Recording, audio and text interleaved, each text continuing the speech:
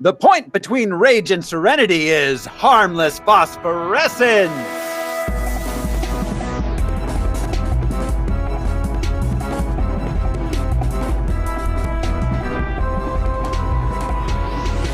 Hello, everybody. This is Thoreau Smiley, and my gift is unlocked with anger. Who's joining me this week?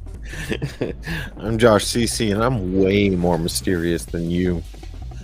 I'm Brian Lesh, and I wanted to be called Mystique. I'm an Alaric Weber. It's a very groovy mutation. Yes, that was my number 2. And this is Harmless Phosphorescence. It's the podcast where we watch every theatrically released full-length live-action superhero movie ever made. We gather some research into the production and the source material, then we tell you all about it. This show, it is brought to you by patrons like executive producers Michael Beckwith and Atticus Burkett.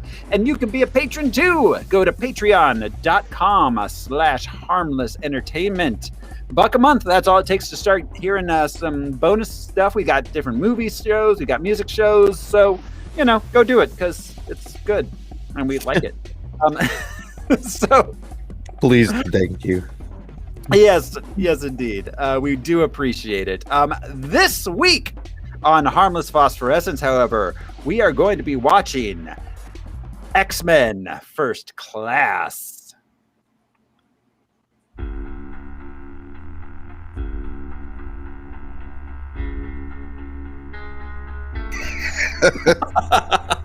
It opens on the chair. Yep. The most important part.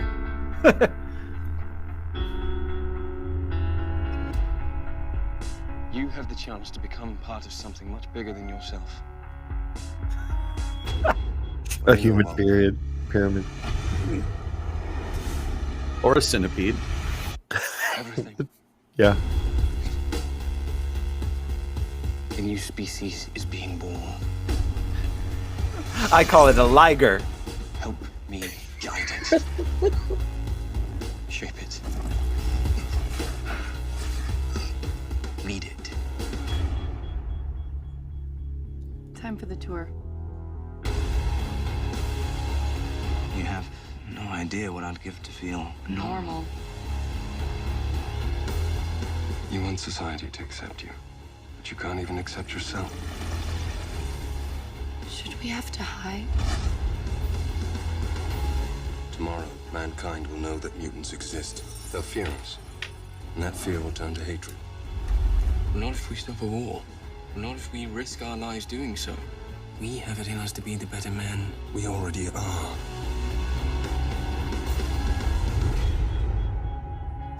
It shall be the policy of this nation to regard any nuclear missile launched from Cuba as an attack by the Soviet Union on the United States. Cuber. They're just kids. Hubert. No, they were kids.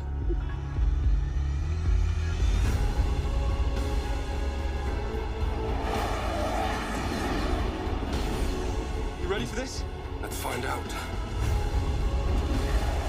The cost of freedom is always high. That's what she said. No one can foresee precisely what course it will take. One path we shall never choose, and that is the path of surrender. Listen to me very carefully, my friend. Killing will not bring you peace. Peace was never an option.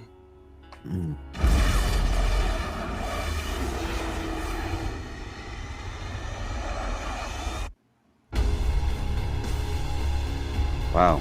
They gave away the whole store in this fucking video, man. Right? Yeah, whole damn movie. But they made it exciting. They did, yeah. X-Men First Class was released June 3rd, 2011. It had a running time of 132 minutes. It cost $160 million to make, and it took in 353 million buckaroos at the box office. So yeah, it was a big hit. It was their big comeback after X-Men Origins Wolverine And X3. And X3. and X3. Oof. Yeah. Yo, both of those just ugh. Speaking of the box office, boys, you ready to play the box office top 10 game? Oh, yeah. Here it is. This is the game where I will describe every movie in the box office top 10 for the week of June 3rd, 2011. And the fellers here will try to guess what movie it is that I am describing. Based only on the box office mojo description, and also a little bit of cutting out proper nouns where necessary. I know that... So this movie clearly was the number one. Like, there's no point in trying to guess where it opened. Started at number 11. Yeah. But we still get 10. All right. If you want to. I love this game. But All right. Starting at number 11 then. The number 11 movie of the week. We already had this one. When a domesticated macaw from small town Minnesota meets the fiercely independent Jewel, he takes off on an adventure to Rio de Janeiro with the bird of his dreams. This was Rio. It was Rio. Her name is Rio, and she dances in the sun. solemnly. Yes. As the wise the wise young men from Duran Duran used to say. Coming in at number 10 this week in the box office top 10. Two very different families converge on Martha's Vineyard one weekend for a wedding.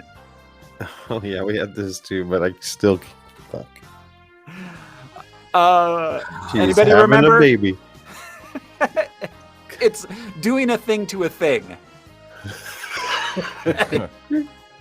Any guesses? Pipping the ace. Bringing your family to a wedding.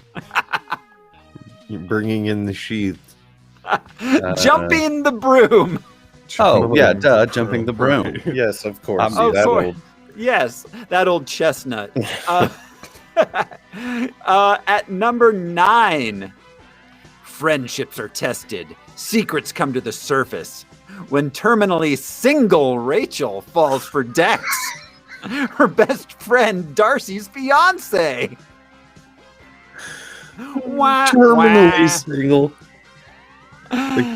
She saw an oncologist, and they're like, if you don't get a boyfriend in like 2 months, then it's all over. Forever. There's It looks like we got last week that I can't remember. Yeah, Same. we got John Krasinski in here. I can't tell who else. Something Borrowed. Right. yeah. Does that imply the boyfriend was borrowed? Yeah, the fiance.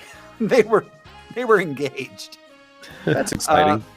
Ooh. And Mystique was there, something blue. Oh God. Okay. While on a trip to Paris with his fiance's family, a nostalgic screenwriter finds himself mysteriously going back to the 1920s every day at midnight.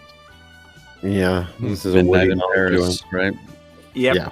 Midnight in Paris. Wow. Yeah, well, less said about that, the better.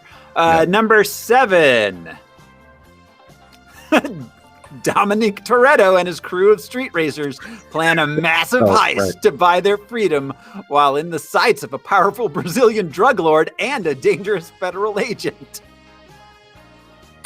The most fast, the most furious. Yeah. It's number 17, right? Fast Yeah. 5. Fast 5. So Yeah. Helen Mirren and Charlize Theron are in the new one. So, okay, Oh, I would yeah. like the newest one, they go to space. They go to space in the newest one. Did they steal that Tesla? I don't know, maybe. I would like to point out that the first movie starts off with Vin Diesel stealing VCRs from the back of a truck. Hey, he traded the paperclip for a spaceship, bro. Gotta give He him did. Wow, yeah, that is 100%. That's the American movie dream. form. Yeah, started at the bottom. 17 movies later, Woo. he's in space.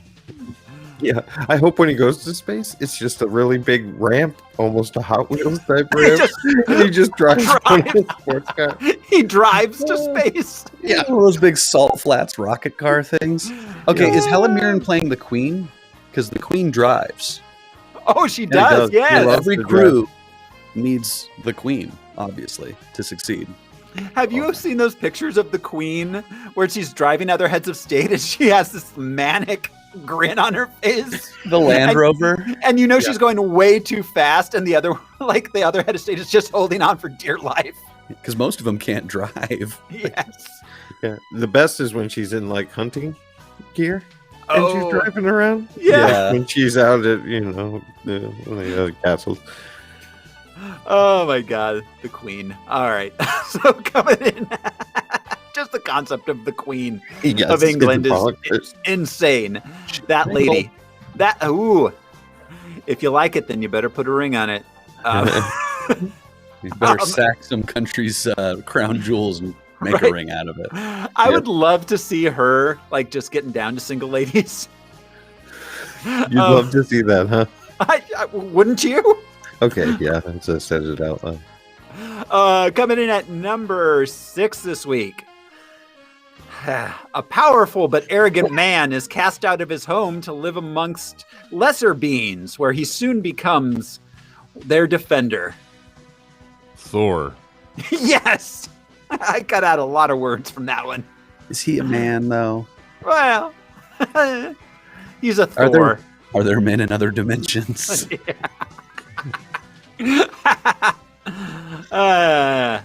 Coming in at number 5.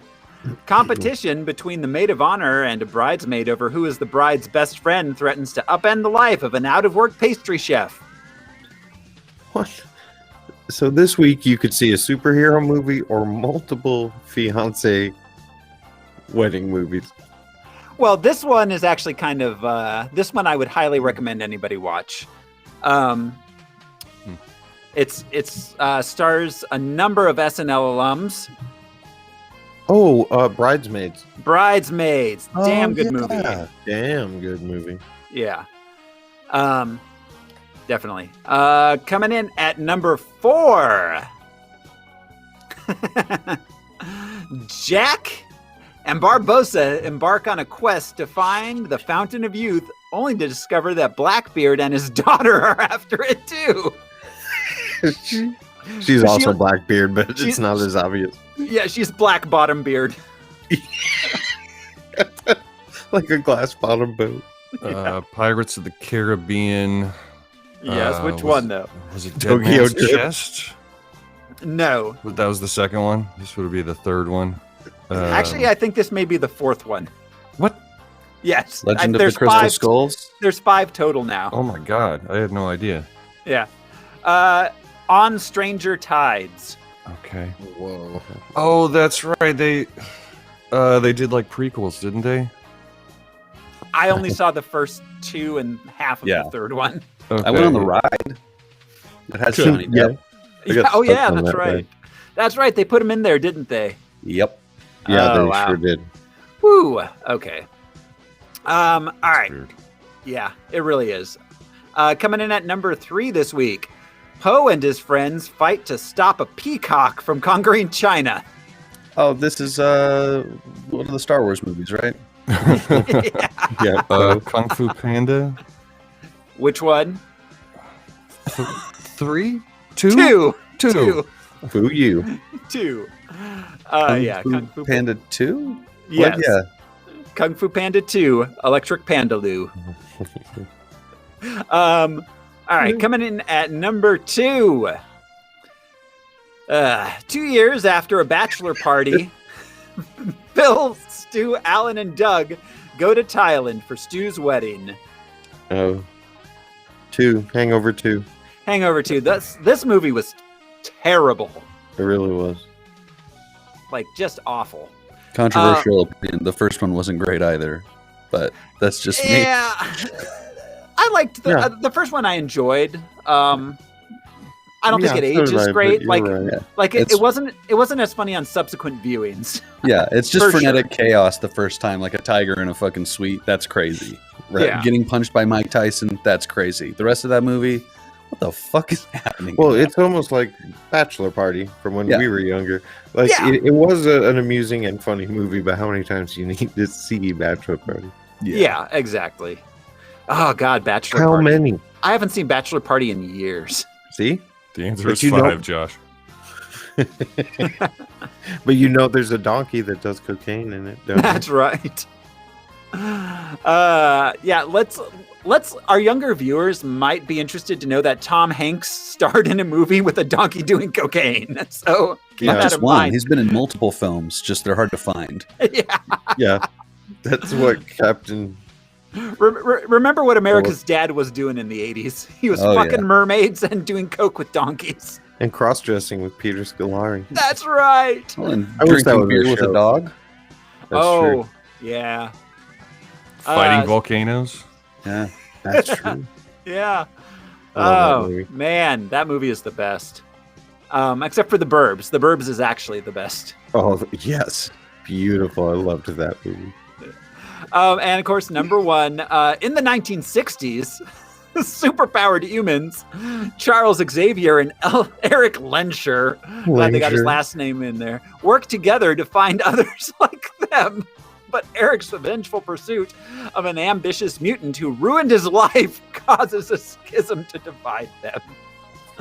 X-Men First Class. So Jehovah's Witnesses is Yeah. based on the description.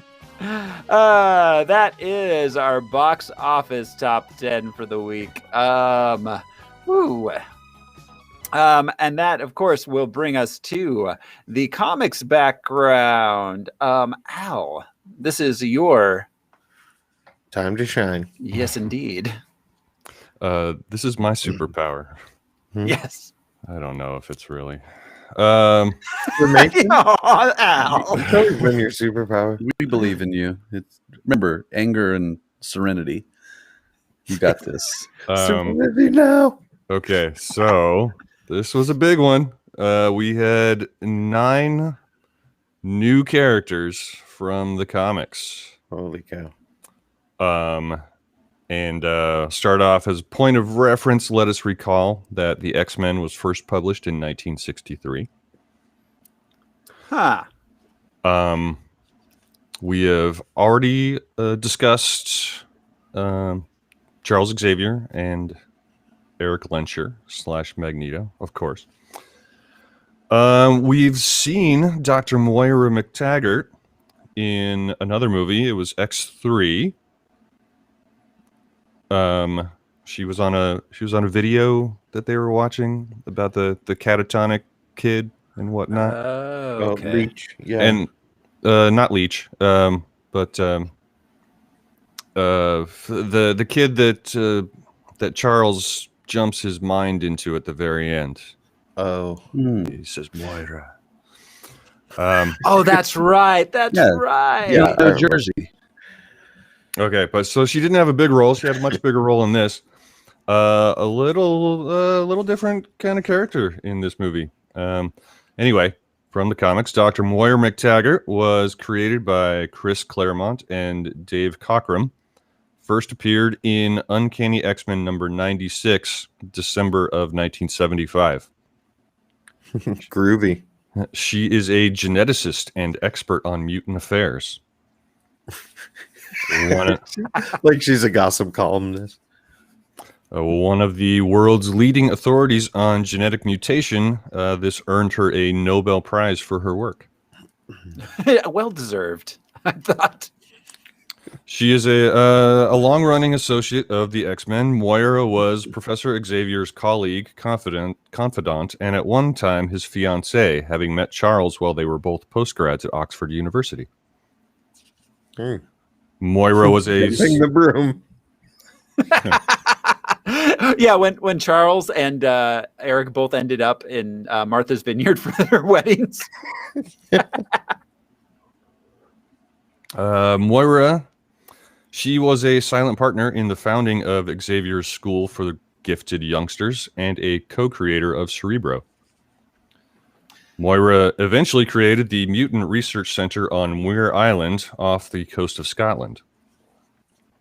She is the mother of Kevin Mctaggart, a mutant later known as Proteus, also known as Mutant X. This was interesting. Fathered that. What? Oh, I'm sorry. Do you know who fathered him?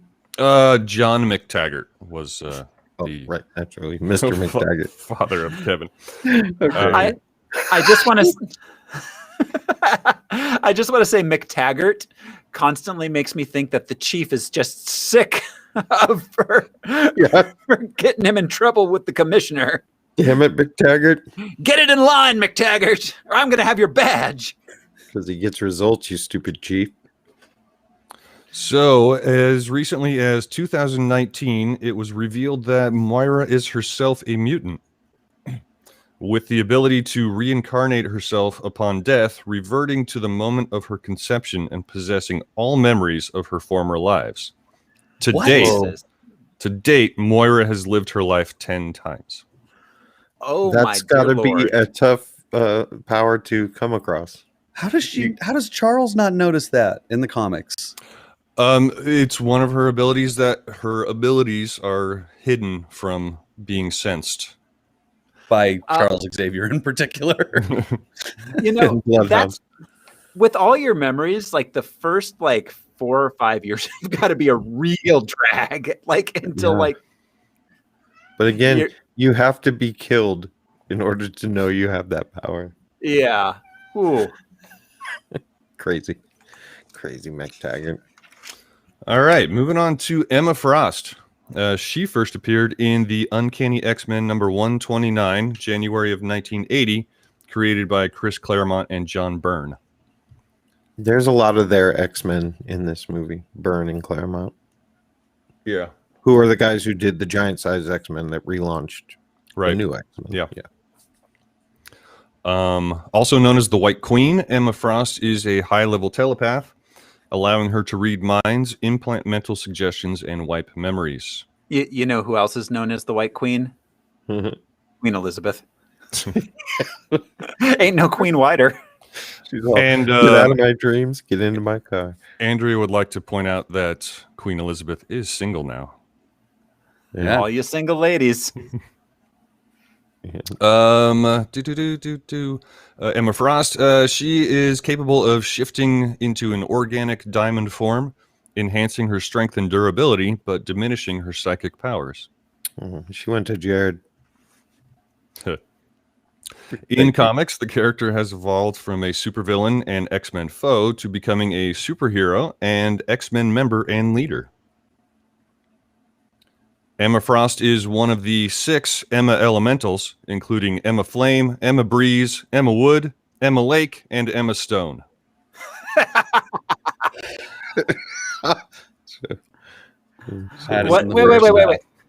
What about Kenneth Branagh's Emma from 1996? What about Emma Enchanted? Yeah. What about all of them? Azazel first appeared in Uncanny X-Men number 428, October 2003, created by Chuck Austin and Sean Phillips. We've mentioned Azazel before as the father of Nightcrawler by Mystique. Okay, that makes a lot of sense. Yeah. So neat they ran into each other. It's like no one would date the other. Azazel claims to have been a leader of the Neophim, a horde of demonic humanoid mutants from biblical times. Having been banished to an alternate dimension by angelic mutants, Azazel is able to breach the dimensional void for brief periods due to his teleportation powers. Having been banished to an alternate dimension. All right. But interestingly, unlike his son, he doesn't have to see where he's blinking to, right? Where Nightcrawler has to know. Yeah, Nightcrawler has to know where he's going, but Azazel doesn't. He can just go wherever he feels like. It seems it to the war room. Yeah. Oh, Xavier froze Al. Yeah. Yep. Oh wow. You are. Oh wait, he's back, and he's there. We go. Yep. Sorry, I missed all of that because it's fine. Computers. So yeah, he's able to come back for brief periods. In order to stay on Earth for extended periods of time, Azazel must impregnate women, his children providing a longer-lasting dimensional link. Whoa! I also have that problem. That's got to be the worst pickup setup line ever. Baby, I have to. Or I'll die. Or I'll die. It could be very painful for a man. Azazel has been described as the most powerful teleporter in the world. Unlike his son Nightcrawler, he does not suffer from the limits of needing line of sight or pre-knowledge of the location to which he is teleporting. That's There what you go. missed. So good. Azazel has demonstrated a number of other superhuman abilities, including shapeshifting, telepathy, hypnosis, and immortality. And good at Sudoku. He is a master swordsman and a master of the dark arts, having received his master's degree at From Dark Lord Voldemort? Where did he go? He got his master's degree at Dark Harvard. Dark Harvard. And I love that he was named most powerful teleporter. Just By like People at some Magazine? ceremony. Yeah. People Magazine. Teleporter of the year. Yeah. Most beautiful teleporter of the year. Sexiest. World's sexiest teleporter. There you go. There you go. He's all, I didn't win that one. All right, we're moving on to Alexander Summers, also known as Havoc. Mm-hmm. Debuted in Uncanny X-Men number 54, way back in March of 1969. Created by Arnold Drake and Don Heck. Havoc is the younger brother of Cyclops and the older brother of the supervillain Vulcan. Havoc has the ability to absorb cosmic energy and generate powerful plasma blasts, although he experiences difficulty controlling said blasts. Despite his lack of control, Alex's potential power actually exceeds that of his brother Scott. Yeah, he's like a cosmic level power, right? He's one of the more dangerous mutants. Yeah, that's. Mm-hmm. Havoc has had team affiliations with the X-Men, the 90s era Pentagon-sponsored X Factor, and the space pirate team Starjammers. Oh, far out. Yeah. Also the Knights of Columbus. Yeah. I loved that one game where the Starjammers beat the Utah Jazz to advance it. Yeah. Was NES hockey. Our next one I thought was made up for this movie, but it was not. Darwin, also known as Armando Munoz, or maybe the other way around. First appeared in X-Men Deadly Genesis number 2, February of 2006. Oh, fresh. Very fresh. Created by Ed Brubaker and Pete Woods. Ed Brubaker, cool. Darwin has the power of reactive evolution in that his body automatically adapts to any situation or environment he finds himself in, allowing him to survive possibly anything. Yeah, it's a cool power. Some of his evolved abilities have included night vision, functional gills, fireproof skin, teleportation, increasing his intelligence, converting his body into pure energy, no longer requiring oxygen in the vacuum of space, and morphing into a sponge. And new pants. the sponge is real? Yes. Okay, good. It was to someone designed a weapon that could destroy a subject's nervous system, and I guess the sponge has no central nervous system. There you go. All right, Sebastian Shaw, another one that I thought was made up for this movie. Oh no, yeah, I remember him from way back. Yeah, I did not remember him. You went to college together, Josh? Dark Harvard. He was also created by Chris Claremont and John Byrne. He's our big bad in this movie. He first appeared in Uncanny X-Men number 129, January of 1980. Was that the same one as someone else? As Emma Frost. Okay. Yeah, he and Emma Frost. They introduced the Hellfire Club, which was not a location like in this movie. Right. Yeah. He possesses the ability to absorb various forms of energy and transform it into his own raw strength. As Josh mentioned, Shaw was the leader of the New York branch of the Hellfire Club, a secret society of mutants bent on world domination. I have the ability to take in various forms of energy and transform it into a bit of a paunch. Yeah. Sebastian Shaw was a funder of the Mutant Hunting Sentinel program. Oh, Sean Cassidy, Banshee, first appeared in X-Men number 28, January of 1967. I loved his work with the Partridges. I loved his work with Susie Sue. Yeah. Sean Cassidy and the Banshees. Created by Roy Thomas and Werner Roth. Banshee is an Irish mutant possessing a sonic scream powered by his superhuman lungs, throat, and vocal cords, and directed by limited psionic powers. His sonic powers allowed him to hover or fly at the speed of sound. Yep. The effects of his sonic scream ranged from causing nausea to outright disintegration of targets. Sleepiness. Banshee was able to use his sonic power as a type of sonar and to confuse scanning equipment. Cassidy is a gifted detective and unrelatedly would have an on and off relationship with Moira Mctaggart. Once you go Irish, you... Well, it's like Stanley once said that they're in the business of writing soap operas with the characters that happen to have superpowers. Yeah.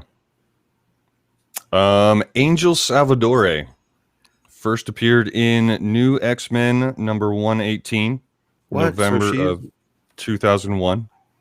Wow. So she was a real character? Yeah. And her name was Angel. She was a real character, Josh. Not. I thought she was made for the movie. That was the one that I thought was made up. First, she was created by Grant Morrison and Ethan Van Sciver. Thought you were going to say Von Doom. Ethan Von Doom. Ethan Von Doom. It's like Scott Evil. Yeah. Where did he go to college? At the age of 14, she is driven from her home by her abusive stepfather when her mutation first manifests. She wakes the next day in a cocoon and emerges with a pair of insect wings. Her insectoid physiology grants her acid spit, which she uses to consume food much like a fly. Gross. At the Xavier Yes. Institute, she becomes pregnant and lays insect-like eggs in Wolverine's old shack. Who did that? Who did that, Al? I'm sorry, did you say old Shack? Old shack, yeah. Not Sack. Who He who transported his old shack from Canada to upstate New York. He Who lived had- in a shack. I didn't know. who had creepy insect sex? with This her? was Angel Salvadore. Yeah. But Um, was there another bug person? Who had the creepy insect sex narrow-minded. with Angel? Oh, it was actually his name was Beak, but he Was he a bird man? He was. He had chicken-like qualities. God damn it, X-Men! A bug and a chicken? What the Yeah. fuck? Those Okay, are great. Chicken-like qualities. You know who else has those? Sweet D. Yeah, she does. She would later be depowered and then get some other powers back, technologically enhanced, and her code name would become Tempest. Oh, that's... Oh, okay. Janos Quested, also known as Riptide, first appeared in Uncanny X-Men number 211, November of 1986, created by Chris Claremont, John Romita Jr., and Dan Green. He was a member of the mutant villain team known as the Marauders, and Riptide, quote, spins his body at greatly increased speeds, creating a vacuum suction that draws in nearby objects and also acts as a high-powered sling for objects which he generates out of calcified substances, end quote. Woo. Huh. Yeah. I don't think he was a long-running character in the course of I missed X-Men it from history. somebody else. He did get that gig in Twister though, which is pretty great for his career. Yeah, Yeah. he's just Yeah. running ahead of Paxton. And that is our list of 9 new characters from this film. Huzzah! All right. Ooh, Thank thanks, Al. you, Al. That brings us to our production and reviews here. So, all right. The last X-Men movie we had prior to this was X-Men Origins Wolverine. Because of that movie being what it was, there was no more X-Men Origins movies. This was supposed to be one. It was supposed to be X-Men Origins Magneto. That's what they were. That's what they were prepping. What they were getting ready. When Wolverine did not well, they decided to scrap that idea, and they resurrected one which had been kicking around since X3, which was a young X-Men. It was originally going to be like the young X-Men in the present time, like the Iceman and the Kitty Pryde, all of those guys. But they decided.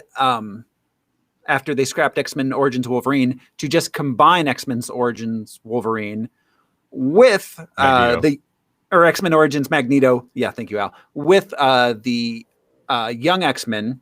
And here we go. He's the one in these upcoming new movies that he's the one character whose backstory we see the most. We see a lot of Magneto, yeah.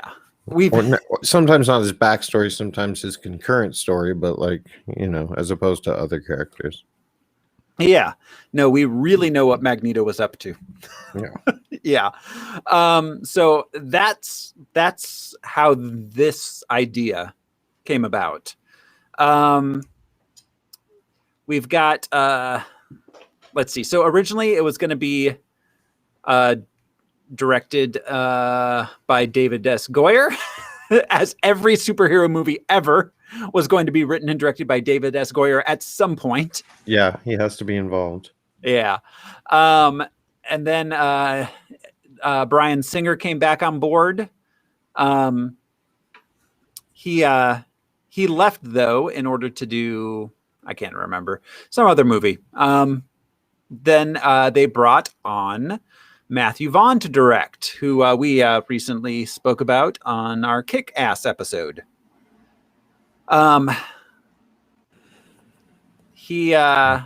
got screenplays. So we've got a story by Sheldon Turner. Sheldon Turner was the screenwriter for the original Magneto Origins movie. That's why Sheldon gets a story by rather than a full writing credit. Ashley Edward Miller and Zach Stentz, the writing team, did a pass on this. They also did Thor. We talked about them just last week. Jane Goldman, who is Matthew Vaughn's writing partner, who we spoke about on Kick-Ass. And Matthew Vaughn himself has a writing credit on this. Bryan Singer gets a story by credit.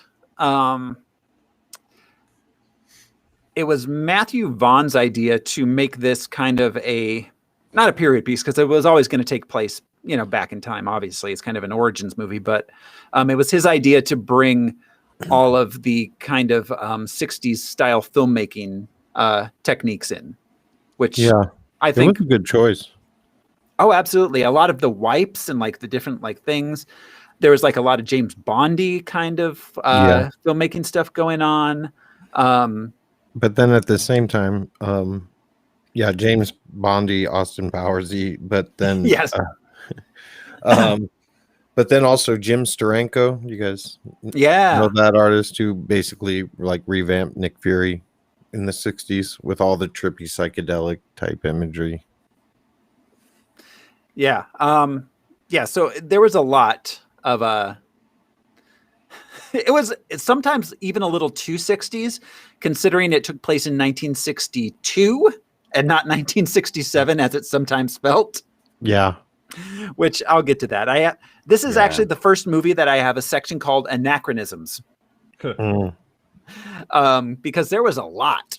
and we've done a lot of movies that took place back in time, but this one was wearing its time period on its sleeve. So the anachronism stuck out a lot more to me than on a lot of the movies that were just not great movies that took place in the past. So, all right. This movie, our cast, and it's a big one. We'll run down this as fast as we can. All right. We've got James McAvoy as Charlie X. Chuck X. I believe he was. I believe it was a public enemy. Wasn't? Yeah, he was. James McAvoy. This was kind of his big breakout, I believe. He was in Shameless. He was in. He played Mr. Tumnus in The Lion, the Witch, and the Wardrobe. That was his big breakout. His big dramatic breakout was The Last King of Scotland. And Yes. Yeah. That was good movie. That was it. This is the one that got him in like as like kind of a top tier A-lister, though, I think is this particular movie. Yeah.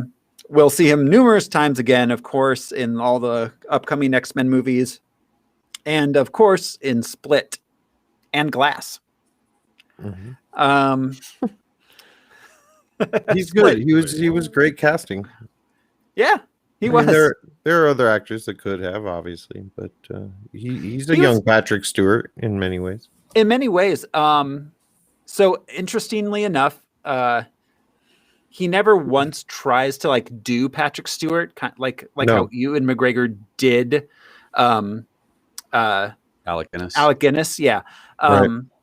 And but he does kind of resemble him a little bit, which is something I didn't really even notice until this time around. Well, I mean, like Patrick Stewart in utero, because he's always looked like Patrick Stewart. Yes, Patrick Stewart was born 60 years old. Yeah. Hey, so IMDb has him listed as Lord Morpheus in the Sandman TV series. I think it's speculation stuff. McAvoy? No, that is not accurate. That is not a thing? They haven't announced. Okay.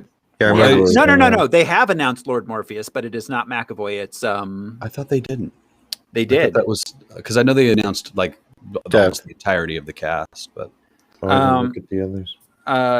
No, previously they had announced I can't remember the person's name. Tom Sturridge? Yeah, that might be it. I don't know. Huh. There was talk of an animated one for a long time. Yeah. Well, but no, it's in production. It's being made. But McAvoy does the voice in the Audible audio dramas. Okay. Wait a minute. So this new Netflix one is going to be animated? No, it's live action. Okay. Live action.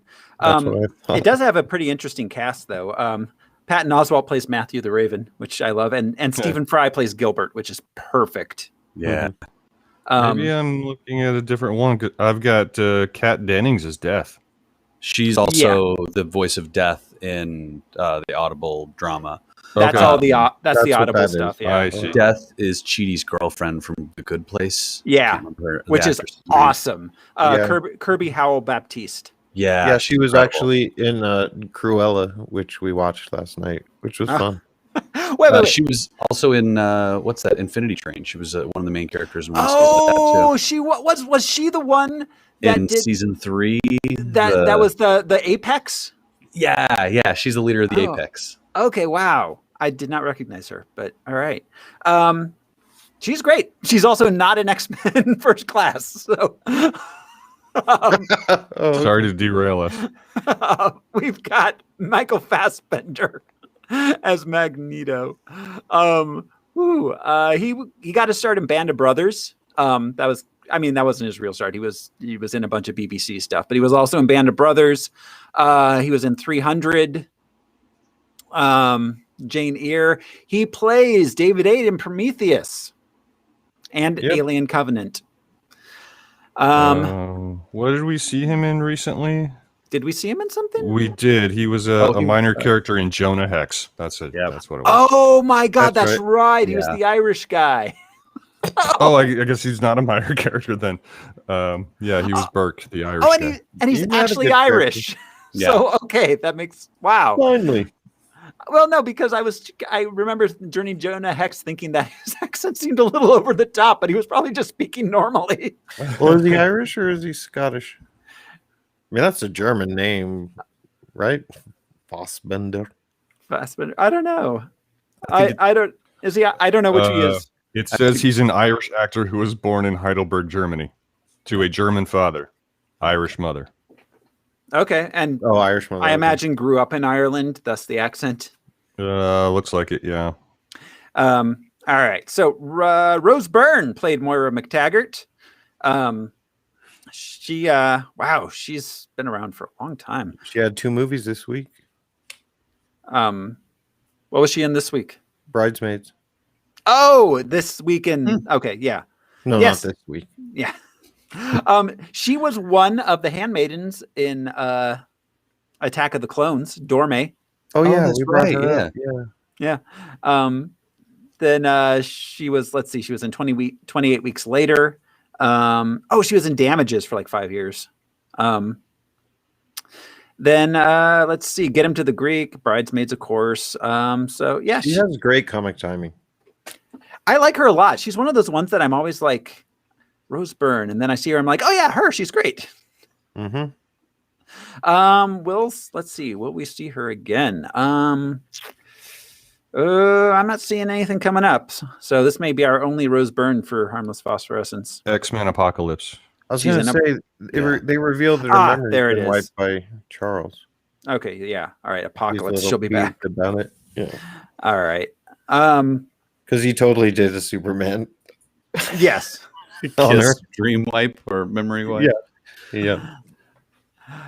Jennifer Lawrence. Oh boy. Yeah. So yeah, this is our first Jennifer Lawrence. We will of course see her again in all these freaking X-Men movies coming up. This was kind of her big budget movie premiere. She was in Winter's Bone. That's where she got noticed. Yeah. And then immediately after this, she was in The Hunger Games. Yeah. And so, yeah, the following year, she was in The Hunger Games and The Silver Linings Playbook and won her Oscar. So, she had a big couple of years there. She's Jennifer Lawrence.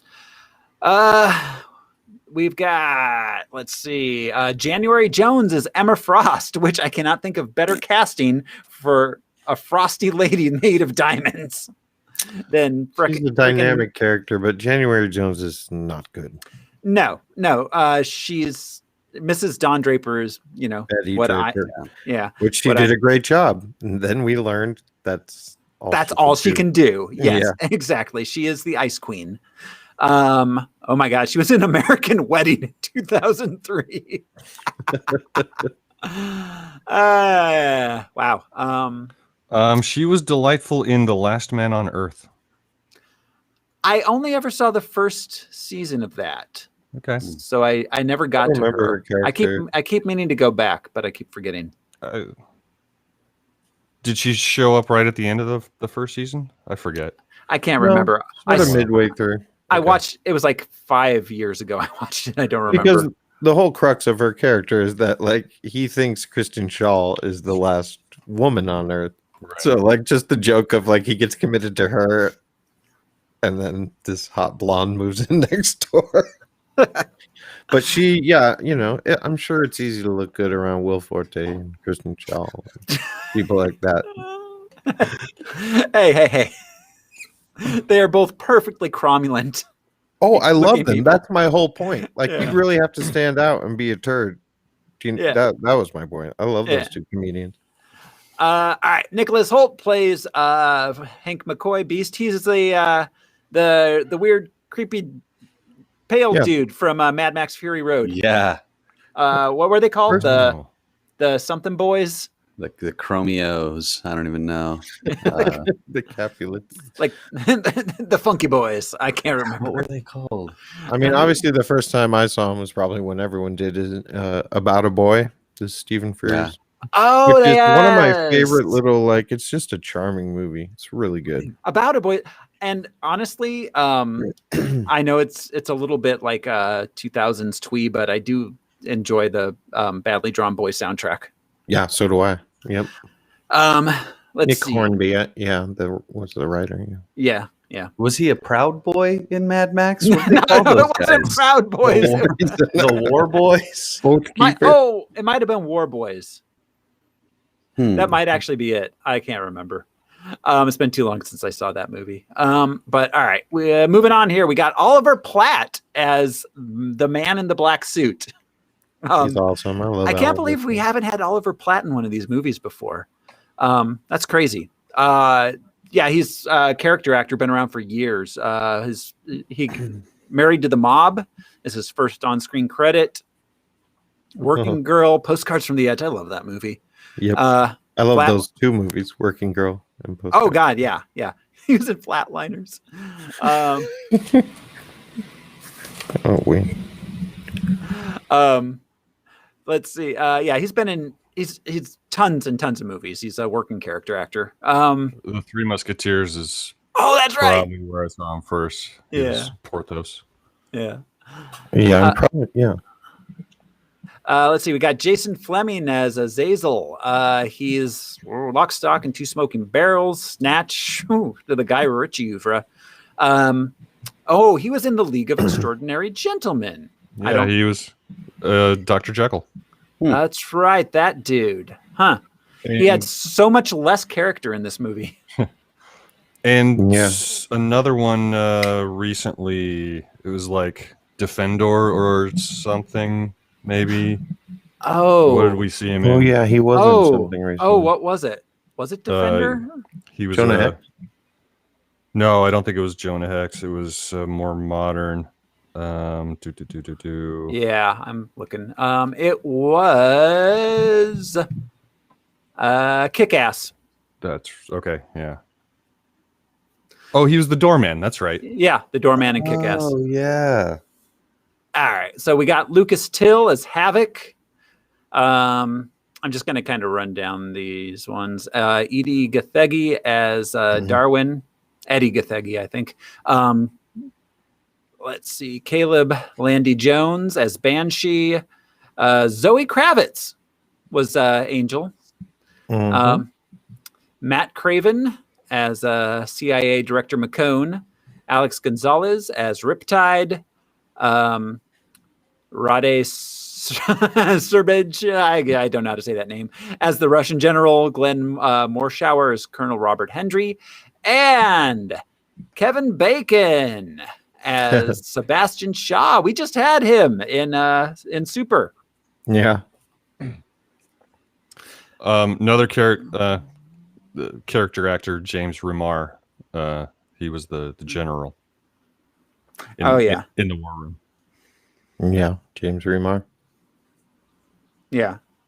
There was one Stryker's dad was in this. A character That was the named same Stryker? No, that was his. The timeline doesn't matter and the rules are made up when Stryker is involved. Nope, that was Stryker's dad. Stryker's dad, and William's already alive, but we don't. Which actually doesn't make sense because wasn't Stryker in Wolverine X-Men X-Men Origins Wolverine? Yeah. Was that that was Stryker in that? So he would have been that. No, none of this. Oh Jesus. Okay, yeah. Just another question. I hadn't even thought of that one. Crap. Okay, so I got the one review I spotlighted for this one on Rotten Tomatoes. This has 86%, by the way. Lincoln F writes, this movie was pretty good, but there were some flaws in it. Flaws that I was okay with. Twist. Yes. And that is the end of our production and reviews, which means, gentlemen, it is time we jump on into this movie. Are you ready, guys? A gentleman would at least offer to buy me a drink first. Oh, you know I will, Al. The Americans are applauding. They are, as they often do. Yeah. All right, here we go. This is X-Men First Class. We open on the Holocaust again. This is the second X-Men movie that's opened on the Holocaust. Well, they don't just open on the Holocaust. I have a point to make real soon, but go ahead. Yeah, well, I mean, they really don't. They really don't tread lightly with the symbolism. That's what I was gonna say. Yeah, the iconography. Like, we grew up with Nazis being bad guys, so I'm always down with that. That's fine. But yeah, just the flying swastika, and then it turns and it's the X. Yeah. Oh, like, yeah. oh, those are two sides of the coin. Yeah. Oh my lord. I kind of did a double take with the opening scene because it looked so similar to the first X-Men movie. Yeah, he recreated it really well. Yeah, he did. Yeah. He reshot this. I actually watched a video showing the two scenes side by side, and he did a really good job. Even the kid. Oh yeah. Yeah. Yeah. So okay, this was an unanswered question for me-ish, kind of unanswered. I don't think it really is, but I'm just gonna. Socialism? Yeah. I'm just gonna take it from the top because it kind of permeates the entire film. Guys, what do you think? Reboot or prequel? Is this a reboot or is it a prequel?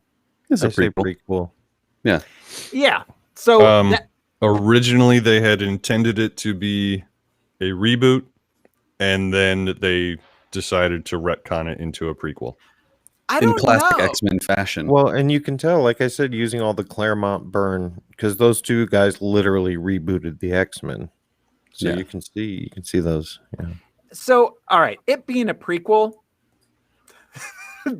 seeing as we've had 4 movies in this universe so far, I have a lot of questions when we get to the end. So strap in. All right.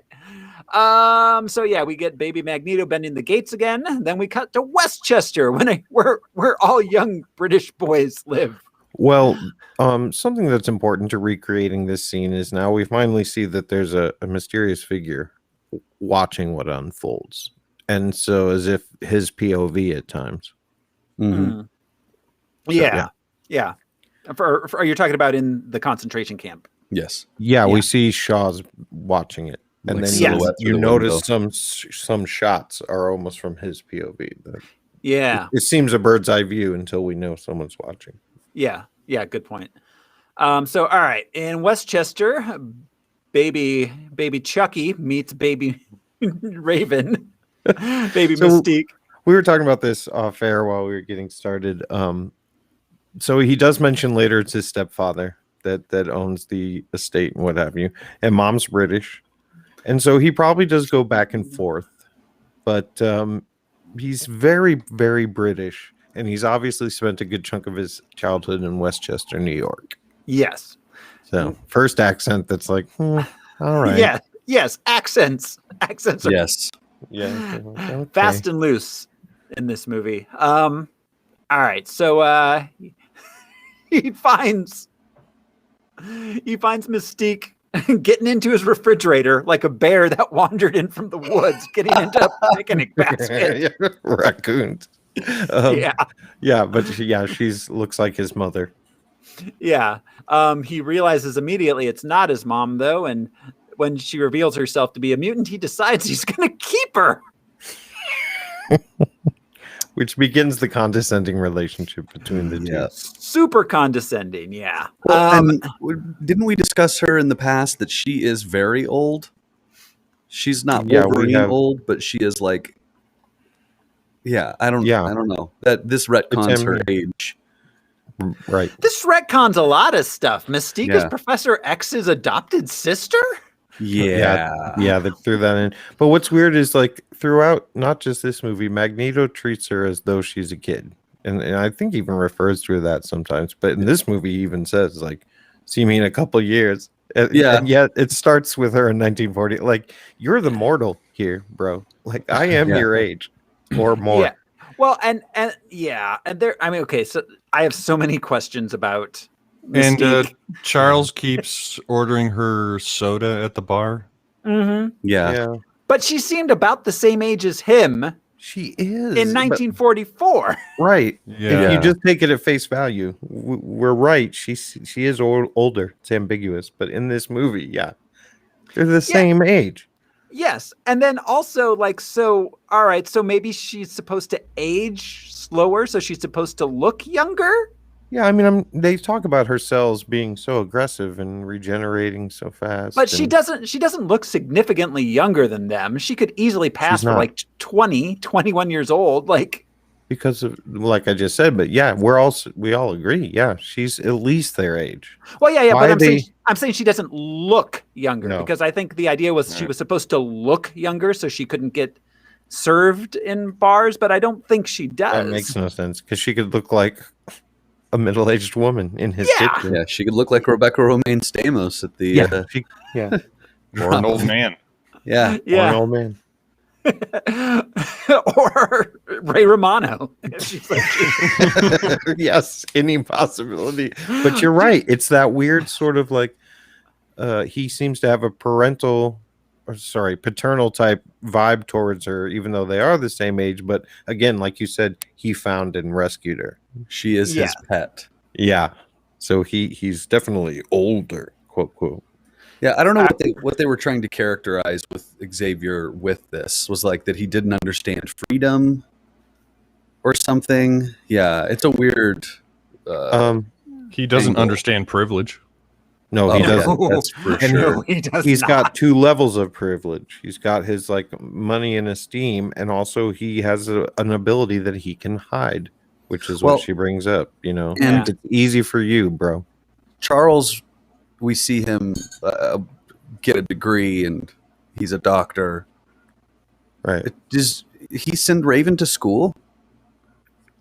Yeah, she went to Oxford with him, clearly. But I think she just carries his bags. Yeah, I don't think she goes to school. Because she says she's majoring in waitress. Yeah, right. To that girl. So he made her go to Oxford and be a waitress. Yeah, to hang out with him. Then he forced her. And also, okay, so I was going to save this to the end, but let's bring it up now. Do his parents have anything to say about him just bringing in some rando stray girl who he caught breaking into his house? No, because he makes them not say anything. Oh, he does have mind powers. That's a good point. I didn't even think of that. I was thinking even on a practical level that they don't even notice him in this giant estate. But Al, great point. He might have like implanted the memory that she was always their daughter. That's a good point. That didn't even occur to me. Always their live-in housekeeper, right? Yeah. Or they don't see her at all. He could do that as well. Yeah, but that brings up a good point of like, Professor, that's not cool. No, dude, it's all the beginning of the grooming, controlling relationship he has with her. Yeah. Well, now that's not cool to do to your parents. It's true to anybody. He's very free and easy. Yes, he is. Much like the 60s themselves were. Yeah, but again, they're showing how brash and arrogant and cocksure he was. Absolutely. All right, so you just don't wake up Jean-Luc Picard. No, true. You have to be Austin Powers first. Exactly. Every time he said groovy. Every time. There are multiple times. Yes. Yes, indeed. All right. So then back to the concentration camp with us. Magneto is taken to the office of a Nazi scientist, Klaus Schmidt. I'm sorry. We just recently saw him in Super, and bacon was way into eggs. This time, I think he's more of a bacon burger. Yeah. German jokes. They're always funny. The Germans are known for their sense of humor. Schmidt demands that he move a coin with his mind, or he'll kill his mom. Yep. This just reminded me a little bit of that old running joke we had about my children, Uri Geller. Oh yes, yeah. I'm not going to bring that up on air, but anyways, or I'm not going to explain it on air. All right, Magneto can't do it. So mommy dies, and young Eric freaks out and bends all the metal in the room, and there's a lot of stuff made of metal. Wunderbar. Wunderbar. Do you guys think that what is his name? Johann Schmidt at this point? Do you think that he went into that room prepared, like, oh man, I'm not wearing a belt, I'm not wearing a watch. This kid can move metal, and I'm going to kill his mom. Did he know he is. Did he know it was just metal though, or did he just think he can move matter with his mind? I assume the coin thing. Well, and he seems to be relatively scientific. That he probably looked at the gate afterwards and was like, "Oh shit, it's just the metal." Like he didn't bend the wood. And he also is aware of his own powers, so he doesn't fear Magneto at any point. That's right. I forgot. And also, he's clearly evil. But he basically explains the narrative that's been used in real life, that he's not a Nazi and he's not really into the Nazis, but he's able to do his genetic sick ass research, which a lot of doctors and scientists later said. Yeah. Mm-hmm. Yeah. So not a good look there, Sebastian. So we cut to 1962. Magneto is a Nazi hunter. He's in Glorious Bastards in it. It's incredible. I love this as his backstory. That was supposed to be the idea for the Magneto Origins movie, was Magneto Nazi hunter. Well, and hopefully they would have done better, because it's one of those situations like that Chris Evans movie we saw where they've been like searching for him for years, and then they find him and it's like, meh. Like the Swiss famously held Nazi gold. Yes, he could have made this trip at any time. Well, yeah. Well, and Argentina's a real good place to start. That was a lot of my unanswered questions for this. I don't think he was a Nazi hunter in particular. I think he had been hunting Shaw in particular, and there were just Nazis who happened to be the trail of breadcrumbs along the way. He was just happy to kill them. Yeah, as he went through. I mean, he was a Jewish person in a concentration camp. I imagine he was. Polish Jewish person in a concentration camp. I imagine he was more than happy to kill any Nazi he found. But he doesn't kill the Swiss banker, so he is myopic. Like Brian said, he's looking for Shaw, and he knows there are a couple steps to him in particular. Yeah. There were so many camps and so many evil doctors. Yes. Jesus. Yeah. All right. All right. So Charles is attending Oxford. He uses his psychic skills to pick up chicks. Mystique's around too. She's sad about being blue, ironically. Mystique is around too.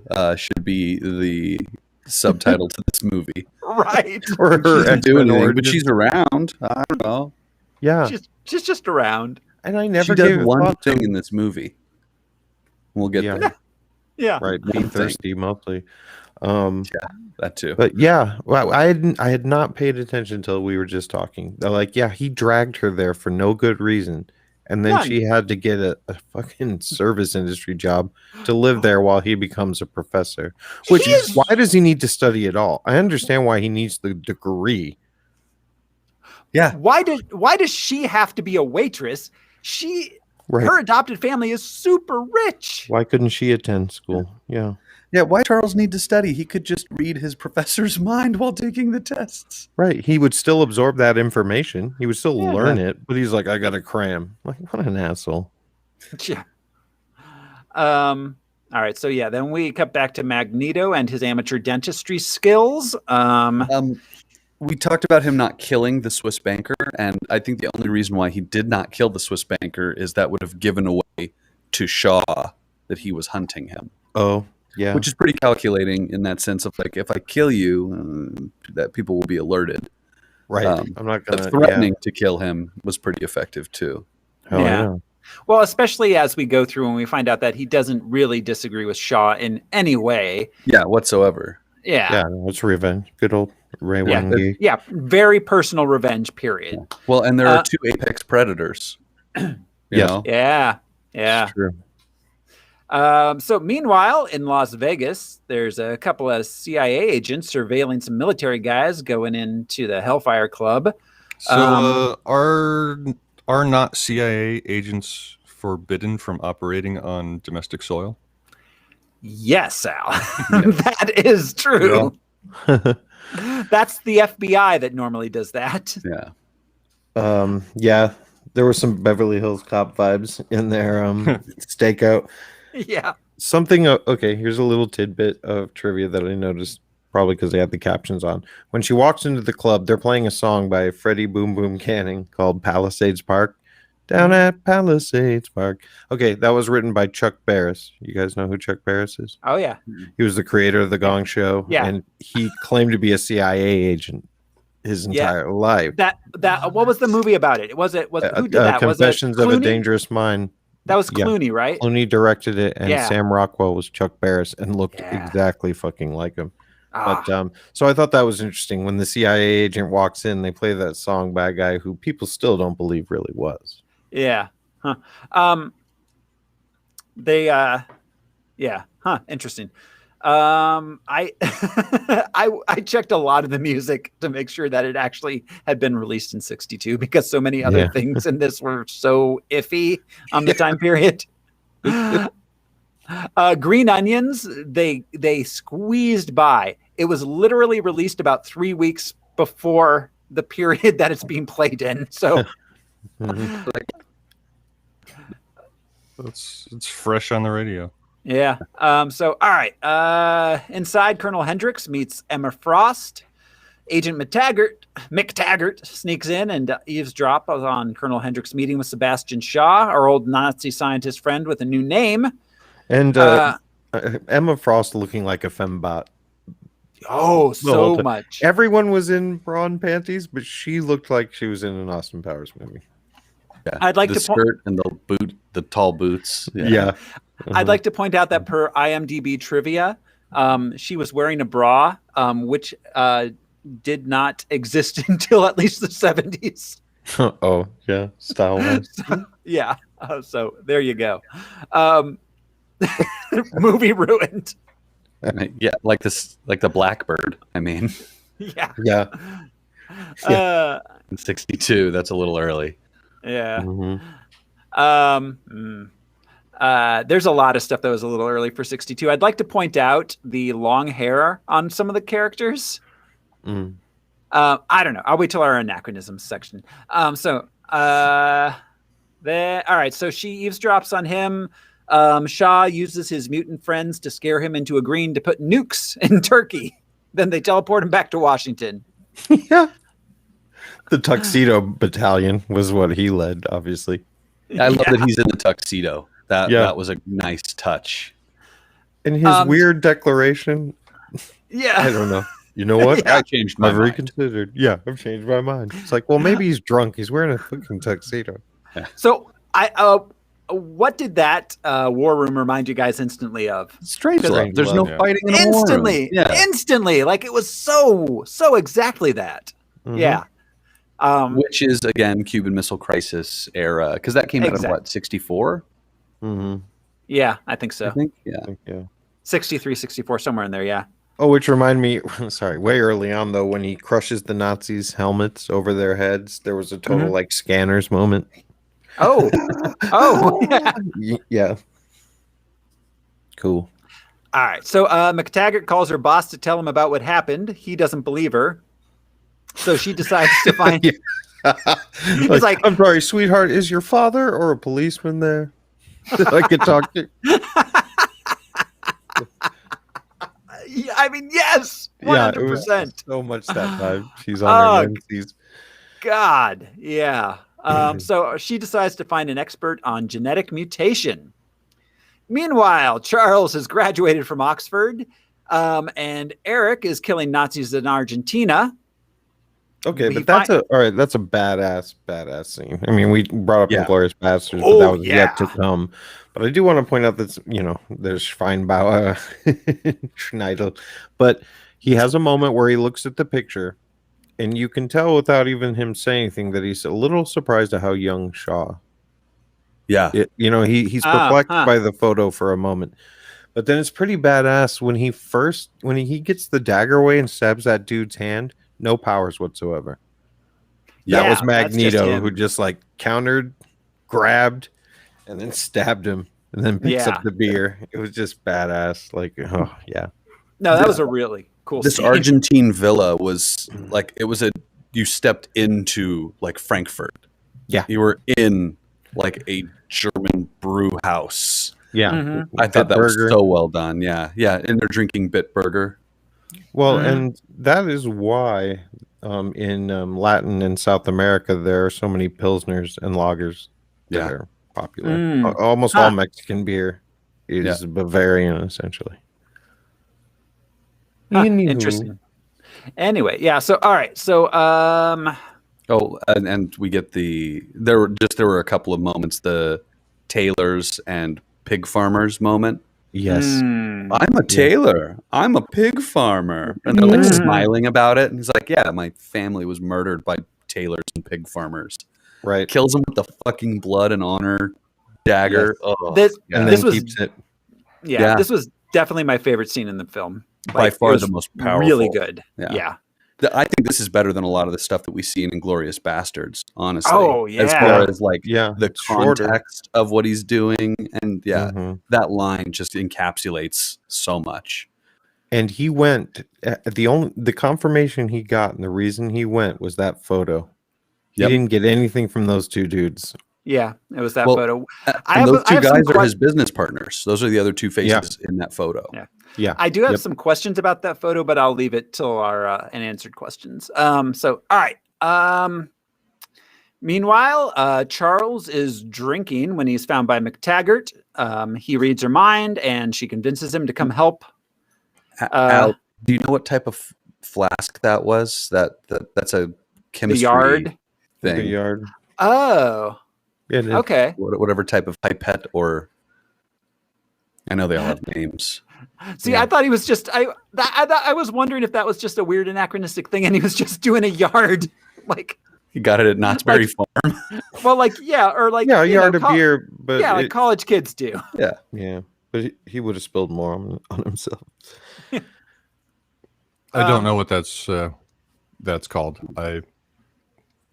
I did not recognize it as a science flask. All right. So in Miami, Shaw kills Colonel Hendricks because it turns out he can absorb kinetic energy and redirect it. That grenade gambit was pretty baller. Yeah, the way he shows it, like, check out my awesome grenade. I have a fucking grenade. And I was like, be like, whatever. Yeah, general in the house. And his name was Hendry, but it doesn't. Oh, it was Hendry? I thought it was Hendricks. Okay, Hendry. Back in Langley, Virginia, the CIA bigwigs don't believe Charles until Mystique blues herself. This is the only thing she does in the entire movie of consequence. Yeah. This is the only thing. She does one other small thing at the end where she turns herself into Kevin Bacon to distract the guy. Oh, that's true. That's right. That's she true. does help there. Which I'm sorry, I meant to say in the bar scene in Argentina. I think this was Andrea's joke, but he's literally playing real life 6 Degrees of Kevin Bacon.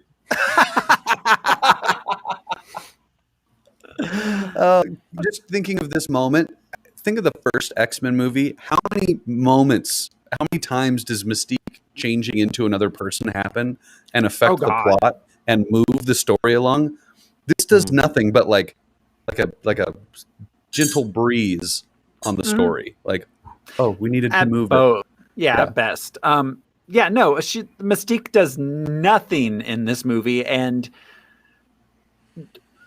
she's Professor X's adopted sister. Like, that makes no sense if you watch the first 3 X-Men. An adopted sister is a stretch. She's his pet, man. I don't want to give it any more than that. Like, and then she's Magneto's pet. Yeah. Well, but like there was no hint that there was any sort of relationship between Mystique and Professor X in those first 3 movies. Yeah, exactly. I could have seen them doing like you kept me as a pet. As a single line would have contextualized all of this shit. Yeah. Yeah. I thought we were family or something in one of the earlier movies. She does. She does. You're talking about the earlier movies, because she does throw the word "pet" around in the. No, in this one, but in the earlier movies, like there's nothing to connect her to Professor X on a personal level in any way, shape, or form in the first 3 X-Men movies. No, of course they had no inkling that this was going to happen. I wonder if we get some course correction on those storylines in the next movie. Yeah. Oh, Days of Future Past, Days maybe. of Future Past. there may be some explanation for why she does not think of Charles that way, because maybe it's a branch timeline. I was going to say the whole purpose of Days of Future Past is creating new timelines. Yeah, I think that's after. Yeah, that it is a branch timeline after that. But all right, so let's see. Charles, Mystique blues herself. Oliver Platt offers to take him to his facility. Yeah, they're like cool, and then they just drive a car. They're so into going with him. You'd think they'd be like, no, we don't want to be taken anywhere. Well, and the CIA is just so down with it. Like, fine. Yeah. Like, CIA and Charles both are just like, cool, Oliver Platt's our guy now. Yeah. The CIA would actually be like, okay, we're going to lock them into basically a tomb, many stories underground till we figure out what they are. We'll probably dissect them. Yeah, study them for the next 2 decades. Yeah, that was creepy shit I just saw. They're like, get him out of here in your just regular car. Yeah. In a parking garage that seems to rain inside. All right, so I'm sorry, but okay. Real quick sideline. Jude making me watch bad movies is a theme on the show. He just made me watch one called Christmas Mail, which I was very, very upset that it was spelled MAIL and not MALE, as in the Christmas Mail. But, totally. The entire movie was clearly shot in Southern California in June or July, but they're constantly wearing mittens and scarves and sweating their asses off, pretending it's Christmas in the Midwest. It was hilarious. Anyways, all right. So they track down with Oliver Platt.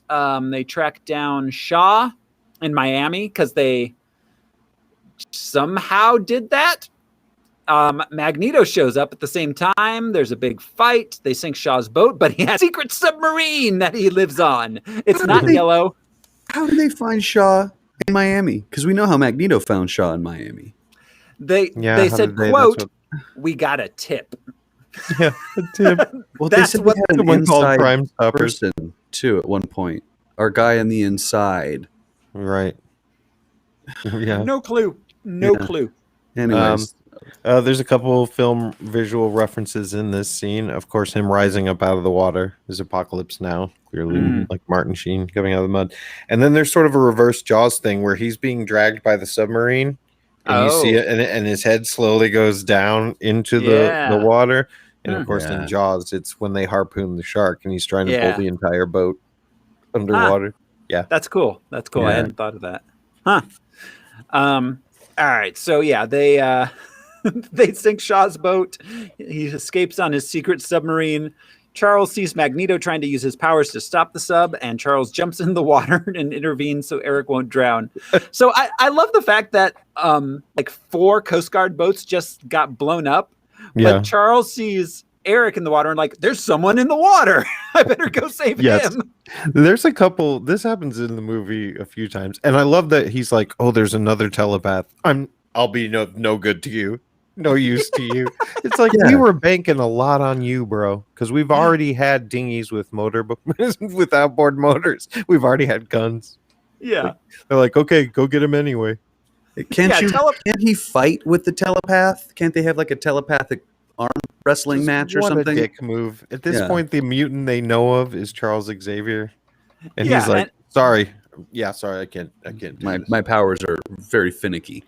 Yeah, like getting in the air, and the pilot's like, "Shit, man, I don't know." Frost blocks Xavier's telepathy. Well, but he just gives up. He's the world's most powerful telepath, and he's like, "Whoa, fuck, man. Yeah, sorry, I tried. Out of my hands, man. I did my best. As far as you're concerned, I'm just a British dude with a degree." Well, there's also the tornado guy and fucking Azazel. Like these other people exist in the boat. Yes, it's why they hadn't gotten to Shaw before, because he's too powerful. Do you think the CIA was like, man, I wish we had tornado guy? Right. They're like, oh, the mutant can't help? Well, go at him with a gun. Oh, okay. Yeah. So, all right, Eric goes back to Oliver Platt's house with the rest of them. His house. Yeah. It's a satellite compound. Yeah. In southern New York. Yeah. The location card called it the Covert CIA Research Base. Yeah, super covert. People just come in and go, and cars pull up. Yeah. They meet Hank McCoy, a scientist who's got crazy feet. Yeah, which power Xavier. Go ahead. 4 opposable thumbs. Yeah. Yeah. Well, I have That's it. questions about his power in this movie. But yeah, once again, just Xavier with his just ballsy arrogance outs this dude. Oh, yeah. Yeah. For That's sure. a big deal. That's Well, like huge. That's like walking into your new place of work and being like, "Hey, Frank, I know you from the gay club." Right. Yeah. Well, and that was it can be obviously devastating. what they were doing. It was Right. a clear parallel to that. And him being like, Yeah. "Oh, I'm so sorry. This is so embarrassing." It's like, dog, you're psychic. You would have known that shit's embarrassing. You would have known Yes. that no one knows. How did you It not just read the because room? he thinks he's a badass. He doesn't read the room. Yeah. He takes it for Austin granted. Powers. Yeah. Yeah, exactly. Groovy, baby. Just like, you're a Would mutant too. We're all mutants here, baby. you like to see Right. my single-celled organism? I had a lot of sex in the 60s. Maybe a man slipped in once in a while. There's no way to tell. There's no way to tell. Creed. Yeah, Creed. Creed Bratton. Yeah. All right. So on the sub, Shaw heads to Russia to help speed up the Cold War. He's got a psychic blocking helmet that the Russians gave him. And also, chicks are really only good for fetching ice for your drinks. Yeah, there's a lot of. It's like, luckily we're in Antarctica. Luckily we're right up against this iceberg. Luckily she can just climb out, and yeah.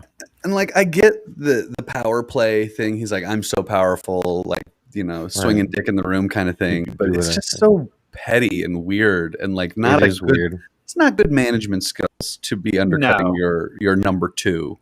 And as they Constantly. zoom away, that smash cut zoom back, like it messes with the proportions. As the camera comes back, she suddenly is larger than she should be for where she's standing. Oh, Yeah, it's real small, real quick. The scale is not right. The FX guys really, yeah. Yeah, and there's everything in that sub, but refrigeration apparently. Well, I assume there's Again, it was a refrigeration, power but I move. mean, that's some sweet Yes. fresh ice that's been up there for That's thousands true. of years, I guess. Yeah. Oh, Yeah. So much penguin poop. Well, so much radiation. Don't lick the The yellow snow. bowls. Yeah. I had a point, now I forget it. All right. So, anyways, back in Virginia, Mystique bonds with Hank. He's working on a serum to block mutant appearances. He's like, if only there was a way to hide my appearance, like shoes. Which I'd done for 18 to 20 years. Yeah. Now that the CIA knows, Right. the whole world knows. Also, okay, anachronisms abound in this movie, but how old is Hank? And how old is Mystique? I think he's under 20. He graduated regular Harvard at 15. Yeah. Oh, that's Did you right. say He's supposed to that? be Yeah. a boy genius. Okay. Which is not tied to his mutant ability. Yeah. He has genius level intellect, but that's just Hank McCoy. Yeah. Sorry. Thank you, Al. So all right. Eric, this is the first time Eric tells Mystique, like, you don't need to be different. You're fine how you are. Then he steals. And first of all, I just want to say that I've tried to kiss almost every phlebotomist that is taken by blood. It's a great opener. Right. Just leave that needle in. You're so close to my face. Yeah. That was a weird moment. Well, and Magneto's line when he interrupts them, kinky, is perfect for like, what the fuck are you guys doing? You're having a picnic and drawing blood? Gross. A Twinkies picnic And kissing? What the fuck? inside an old fuselage. Yeah, I don't know what the kids are into in the 60s, but Yes, we do. They wouldn't stop telling us. yeah, Yeah. constantly for God. 50 years. Yeah. All right. So Charles convinces Eric to stay because he's going to leave and go hunt Shaw. Oliver Platt apparently has an early version of Cerebro, which Hank built. Yeah, it's like the Epcot golf ball. It is. Yeah, so I think Andrea pointed out, but it is interesting, and obviously they didn't know ahead of time because it came later. But it reminds you of the dome that Charles is in Logan, where he's sort of dying. Yeah. Oh, yeah. But it is weird. That's a weird retcon that nameless Oliver Platt and Hank created Cerebro. And also, why did they create Cerebro? Why? They didn't have a telepath until now. And it enhances brainwaves, quote unquote. But also, it seems as though, since Hank was under the radar and Oliver Platt seems to really just see an actual mutant for the first time in that meeting. Yeah. So, right. What were they going to track down with it? What were they going to do with Cerebro? What was the point of having it? Yeah. What would try and get radio stations that were just out of their range? I have a point about that later too. But yeah. I will say this about Cerebro. The most interesting thing to me about Cerebro is how does that thing actually triangulate a location and feed them a digital GPS number? Right. Out of an old dot matrix, Wait, then it has several feeding GPS coordinates of the individuals from a printer. GPS coordinates. There was GPS does not exist. There was no global positioning system in 1962. Well, I mean, I will say I call it GPS coordinates, but latitude and longitude. They were giving them latitudinal and longitudinal lines. Yeah, but still, they knew where to go. They knew how to. You know what I mean? Yeah. Then they just send these two guys out with a map. Yeah, there's no longitude and latitude for a strip club. Here's a Lincoln. Take a map and a compass. There is, but maybe Magneto has like a pigeon compass thing going on where he's like, I got a little bit of iron in my brain that tells me where we're headed. That's funny. Really, the traffic signs tell me. So also, that list was like 40 people long. Yeah. It was very long. How did they choose the bug girl and the screaming kid? And it was very frustrating that Alex Summers is a character in this. I always thought he was the older brother, but they show Storm as just I know in Apocalypse they make her a street kid in Egypt, but she was a queen. I wish they'd fucking for real, dude. And then Scott Summers is just like playing with a ball. When they first hooked Cerebro up, it was just like those were supposed to be Easter eggs, but they were lame.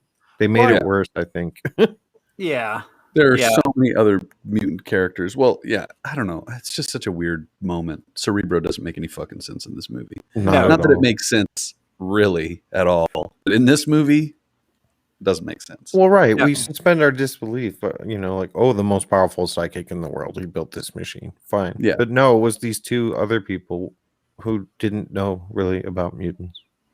Hank was one, but I get the feeling that the man in the black suit was aware of mutants. I don't think Mystique and Charles were the first mutants he'd ever seen. That's why he was already in the process of developing this stuff. The CIA director, on the other hand, seemed completely clueless about. Yeah, sure. Mutants. I mean, I can buy that.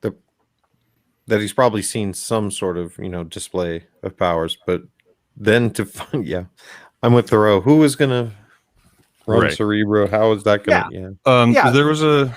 There was a fun moment where Hank says, "Are you sure we can't shave your head?" Yeah. And Charles says, "Don't touch the hair." Fun fact. Yeah, go ahead, Al. I think that's what I was going to say too. Right. James McAvoy, when he got the role, he went ahead and shaved his head for this movie. He was way excited before they told him that Xavier was going to have hair in this movie. So they had to film him with extensions.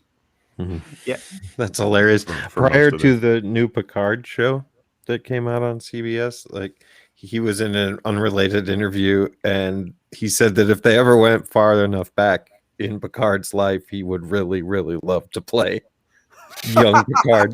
That would be awesome. It would, yeah. All right. Well, we already got a young Picard, right? Nemesis. That's right. Tom Hardy. Oh. Now he's too buff. Yeah. Totally. All right. So we get a groovy montage of them picking up mutants. We get our Wolverine cameo. Fun. Yeah, the Wolverine cameo. Yeah. So the Wolverine cameo was, I thought, the funniest part of this movie. I agree. It was my favorite scene because it was quick, unexpected. And they pay it off in the next one because when he introduces himself to them, they're like, "We remember you. You told us to go fuck ourselves." Yeah. I heard, I don't know if this is apocryphal or not, but I heard that was actually they did a few takes of that, and that was actually an ad lib by Hugh Jackman. Because the man lives in that character. He owns it. God damn. I love him. Yeah. So, all right, we get Wing Girl, Energy Boy, Changey Man, and the Screamer they pick up. And of course, this is pre Weapon X, so that actually explains why he doesn't remember Charles. Yeah. Oh yeah, cool. yeah, absolutely. Cool. Makes sense. That completely. I was like, oh, yeah, sweet. Yeah, huh. that's right. fine. It's nice when that happens. But also, wouldn't Charles remember him though, and be like, dude, you're that guy that told me and Magneto to fuck off. He does say that in the next movie. Yeah. No, but I mean, he would have remembered that in the first X-Men movie. Like, I don't know, Logan. I don't know anything about you. Like, he could have been like, dude, we met in New York at one point. Right. You were a dick to me. Explains why Logan doesn't remember, but it doesn't explain why. Yeah. Like Xavier is... Why Patrick Stewart doesn't remember. Well, and maybe, as we've found in this movie, he's not as good a guy as we think he is. Maybe I think that's the whole point. Yeah, he's a different kind of dick. He's like, you were a dick to me, and I'm not going to reveal any of your past. You're clearly an amnesiac, but I'm not going to help. Yeah. Yeah, all right. Charles is a dick. He is. Okay. He's righteous, self-righteous. He does help him. He's trying to get him to unlock his memories on his own, rather than just come out and say, like... Well, yeah, but I mean, that's... Yeah, it's still weird to mention nothing at all. Well, if you're going to help somebody with their memories, oftentimes you're like, can we find something to jog your memory? Like, nah, bro. Well, he has a sliding scale of when it's noble to use his power and when it's not, clearly. Yeah. You know what I mean? Some people he'll wipe their memory, no sweat. Other people he helps with it. Like, it's very arbitrary. Charles is so morally gray in this movie. It makes Magneto seem way more, like, palatable, I think. Than normal. He always had conviction and integrity. Yeah. Oh, yeah. No, he believes it, and that's what he's doing. Yeah. Because he didn't have a privileged life. Yeah. Yeah. Revenge makes sense to him. Sorry. Go ahead. All right. So meanwhile, on the sub, Emma Frost discovers Charles is recruiting mutants. She continues to Russia. Shaw heads back to handle the good guys. Meanwhile, the young X people get crazy and party, but Charles and Eric come home, and the house is a mess. They have their little breakfast club shot. Peering around the corner. How do they get to Russia so fast from New York? Like during the events of the party? And Magneto and Moira and the CIA strike team or whatever that was behind them. Yeah, they're just suddenly in the Great Escape, which was another reference there when they're both in the back of the truck. Shaw could have teleported with Azazel, so that's fine. Well, Shaw makes sense, but Charles and Magneto, I'm like, how did you guys get there? They're a minimum of a couple days from there. Yeah. And that's at least 18 hours. Yeah. I love that Charles and Eric just get to play an uninterrupted game of chess on the steps of the Lincoln Memorial, and then they shoot from over their shoulder, and there's no one on the mall, no one at the memorial. If you've ever been, it's crowded 24/7. Well, I assume that Charles used his mind powers to clear the entire square. So they could play chess and talk. Yes, that's a good point. Let's not forget that Charles can make everybody in the vicinity freeze and not move anytime he wants, which you'd think would be a useful power to have. But apparently it's not, because he doesn't use it at a lot of times. And the heavy-handed symbolism of, the great emancipator. Yeah, well, yeah. And the two arguments for. All right, so they go to Russia, where Emma's meeting with a Russian general. Magneto and Charles break into the meeting and subdue them both. Charles discovers through his telepathy that Shaw intends to start World War III so that the humans will kill themselves off and the mutants will take over the world. They take Emma captive. Meanwhile, back in Virginia, Shaw attacks the kids, kills a bunch of CIA guys, and offers to let them join up his crew. Wing Girl goes with him, while Changey Man dies in the attack. I refuse to write their real names in this for some reason. Well, and after everything, they found a way to kill the black guy. Still. I mentioned that to Jude. The black guy is the guy they kill off. Like, guys, really? Mm-hmm. And then the other person of color is the turncoat. Yep. Well, it's good. Now we have a nice lily white good guy team. Well, except the blue ones. Yeah, she chooses to be white, which makes sense, I suppose. Well, and that's another thing that there was a lot of pretty heavy-handed symbolism about is the whole metaphors is the people of color that could pass in previous eras where lighter skinned people of color would pass for white. Yeah. The paper bag test. Mm-hmm. All right, so Shaw heads back to Russia where he meets up with the general, convinces him to put nuclear missiles in Cuba. Well, he doesn't convince him. Well, he does eventually. Like at first he doesn't want to, and then he threatens him to do it. Threatens him. Yeah. Okay. And that's convincing. Yeah. You're right. Yeah. If you're not with us, you're against us. Yeah. Yeah. Charles and Eric arrive back in Virginia to find the destruction. They decide they're going to train up the crew and go after Shaw. So they head to Charles's mansion. He's like, yeah, we can stay at my mom's house. Right. Like, fuck you, Charles. Meanwhile, the Russians send their missiles to Cuba. Kennedy sets up a blockade. We've got a week until the missiles arrive. We got 1 week, yeah. 1 week since she looked at me. With those missiles. Yeah. Yeah. Chickadee China, the Chinese chicken. War seems imminent at this point. Back in Westchester, the mutants are training. We get another montage. A long montage. Yeah. So there's a lot going on in this. They all get their powers under control. It took like 15 minutes. Well, and Charles just steps into that role. You know what I mean? Like all of a sudden he knows everything about training. I don't know. That was not in his Oxford degree. It wasn't in his thesis. No, he's a geneticist. Yeah. Now he's just the Allfather. Yeah.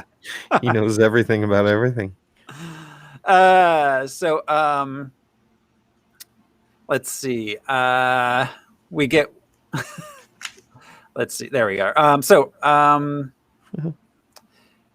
After this long training montage, they realize that Shaw's going to be at the blockade. The face-off is going to happen the next day, so we get a last night before the battle thing.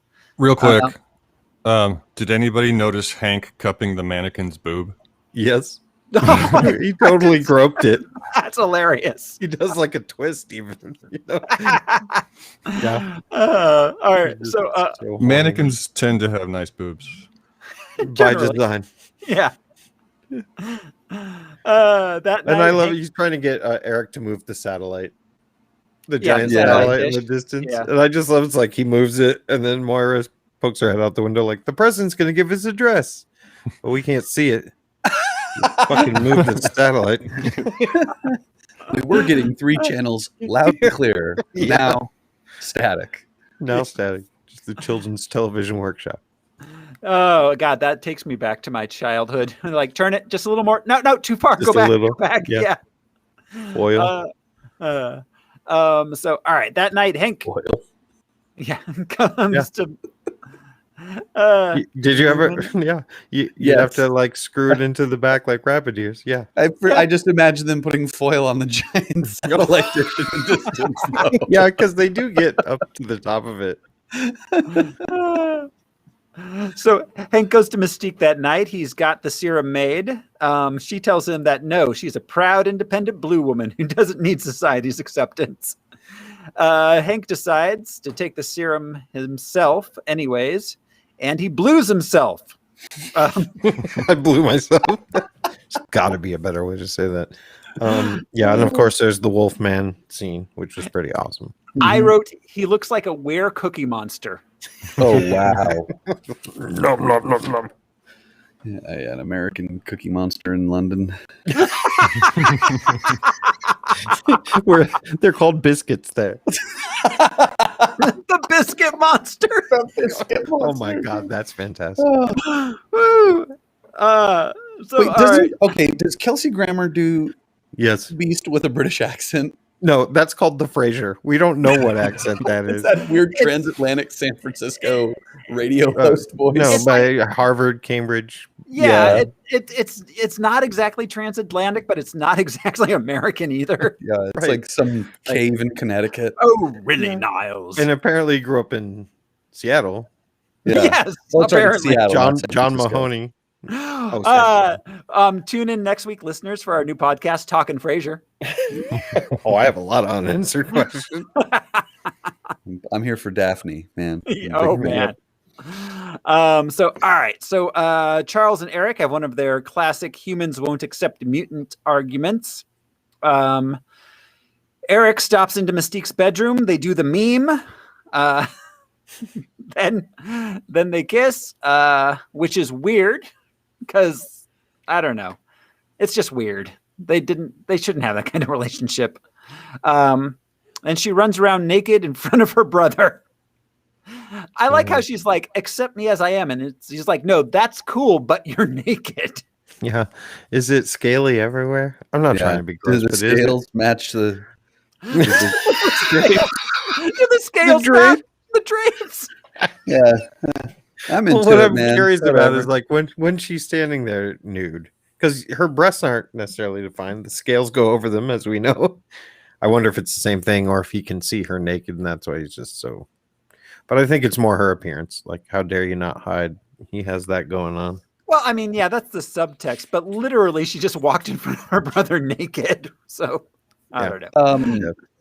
Just really quick, since this is the first time we see a full-blown Mystique, they worked so hard to keep Jennifer Lawrence as Jennifer Lawrence in this movie.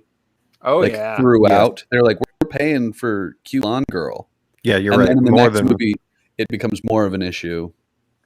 yeah, they use her more. Yeah. Yeah, they didn't want to turn her into. They didn't want her to be Mystique very often. Compared to like Rebecca Romaine, it was like almost the opposite. Like, don't show her that way very much. Yeah, exactly. I don't think we even got a Rebecca Romaine until what, like the second or third movie? The toilet stall where she injects the guy with iron. Yeah. It's herself. Yeah. So, all right. That's pure Romaine. Meanwhile, in his happy little submarine, Shaw turns up the nuclear reactor on his ship and sucks up all the energy. We all live in an evil submarine. Whoa. I think you jumped. Oh, I'm sorry, I did. I skipped a paragraph. Yeah, they arrive just as the USA is about to fire on the Russian ship. No. So the next morning, they all get in their suits. They see Hank McCoy as the Beast. I skipped 2 paragraphs. And head out on the X-Jet to Cuba. They arrive. I love the shot of them in their uniforms with the like big boot cut pants and the giant boots.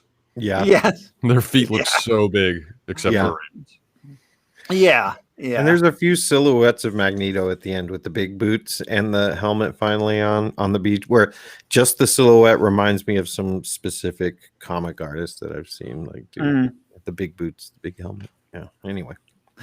So, all right. They arrive just as the USA is about to fire on the Russian ship. Despite the fact that the Russians have ordered the ship to turn back, but it turns out the crew is dead and Azazel is piloting it. Professor X uses his powers to make the Russians destroy their own ship, thus averting World War III. Which, okay, he killed the people on the bridge, but we're not to believe he killed everyone on the ship, right? I mean, that's what they said. Kind of. Oh, they said it? Yeah, Xavier said everybody's dead. Yeah. He did Yeah, that okay. quick. Well, then was that it, hey, solves guys, I missed it. everybody on that ship's dead, so I'm gonna Right, blow it because that's up. what I was going to say. Because Moira even tells him it was an inspired plan, but then later he tells Eric there's people on those ships. But okay, if he mentioned it, good for him. So, all right. Then in his submarine, Shaw turns up the nuclear reactor, sucks up all the energy. Banshee uses his powers to find the sub. Magneto pulls the sub up out of the water, beaches it, and causing their own plane to crash onto the beach next to it. We get the big battle between the good mutants and the bad mutants. Eric gets into the sub. He finds Shaw. Shaw is more powerful than Eric. He starts talking to him, trying to convince him to join him. Then Shaw's like throwing Eric like against the wall. Like it's not he knows this is blocking Professor X. It's not a good idea to break your own sub's like Professor X blocking wall. Yeah, I don't understand how the wall of the submarine was it made out of the same. What metal is anti-psychic metal? Well, it looked like it was glass or diamond, like it was made out of Emma Frost's skin. It just looked like mirrors to me. Yeah, I don't know. Yeah, but still, yeah, Professor X couldn't see in until the wall started breaking. until that little hole poked through. Yeah. Then thoughts were leaking out like it was atmosphere and they were in space. Totally. Yeah. Like, no, I'm in. Yeah. Such a weird moment. It's like, how does this work, man? What the fuck? Yeah, I hadn't thought about it. You're right. Yeah. Arbitrary. So, Charles uses his powers to free Shaw after Eric gets his helmet off him. Eric puts the helmet on and kills Shaw with the coin after telling him he agrees with everything Shaw says, but unfortunately, he killed his mother. Yeah, That shit's so badass. that was was sorry. That was a cool scene. And Yeah. Charles is holding on to his brain. And like he says to Eric earlier in the movie, I felt your agony and your pain of your memories. So he's holding, like, he's got like his brain is in Shaw's brain. He feels the coin going through Shaw's brain. Yeah, that's why funny. he's screaming like an idiot. I love that shit so much. That's That so was dark. Which That was a that was a Toy Story reference, right? With the piggy bank. But yeah, that was why It was like Magneto puts sexual it in on. Toy Story, though. I mean, It was way more. Yeah. like, ooh, give me another penny. But he knows Charles would try to stop his revenge. I love that. Where Charles Yeah. like, don't put the helmet on. Don't. Yeah, don't put the helmet on. Like, of course Yeah. I'm going to put the fucking helmet on, you creep. Yeah. You're going to course I control my actions, good or Yeah. bad. You're going Yeah. to control me. Yeah. Of course, I'm putting the helmet on. So, all right. Meanwhile, the U.S. and Russian governments agree to team up. And Did attack they the agree, mutants. or did they both come to the same conclusion independently? Wasn't there a shot of like the generals being like Russia's on board or something like that? I thought that they were like, we should just attack these guys. I don't remember that sequence. I wouldn't be surprised though. That Did you just catch? seemed- Did I you thought catch they were anything else? communicating. Yeah, Oh, I thought They they were. talked to. Yeah. The Russians share our concerns was a tagline I wrote. So somebody said it. And that quote, Eric Trump. Yeah. So Magneto, sorry. financial concerns. Yeah. So Magneto comes out and is trying to convince them to team up with the humans when the navies fire at them. Magneto stops the missiles and turns them back on the humans. Charles jumps Eric, stops him from destroying the ships. The missiles fall into the ocean. Mctaggart shoots at Magneto, who deflects the bullets, but one hits Charles in the back, paralyzing him. Yeah, why did you think that was going to work? That's the stupidest shit that happens in this entire movie. I'm going to shoot Yeah. Magnet Man. Yep. Yes. Who I've What? been training with alongside. Like, throw a spear at him made of wood. Yeah. You know, Yeah. Run up and Long- punch him. plastic bullets, Yeah. or something. Kick him in the balls. Anything's going to be more effective. Kick him in his balls. Charles, keep him down. I got to carve this spear point. Right? Keep them down. Well, I mean, Piggy, if I piggy. were like, this Nazi hunter guy seems kind of seriously like extreme, I'm going to bring like a polycarbonate knife with me or something. Something. Yeah. Yeah, like a sharp piece of plastic, like a spork. I don't know. So fucking handgun. So one thing I want to point out about Charles becoming paralyzed in this film. He was not paralyzed in X-Men Origins Wolverine, which took place in 1978.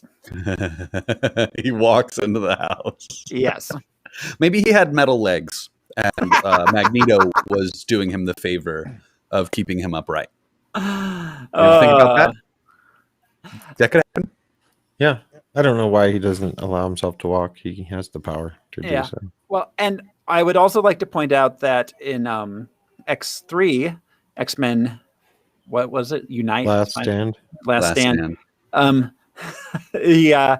Charles and Magneto were still working together because they came together to Jean Grey's house.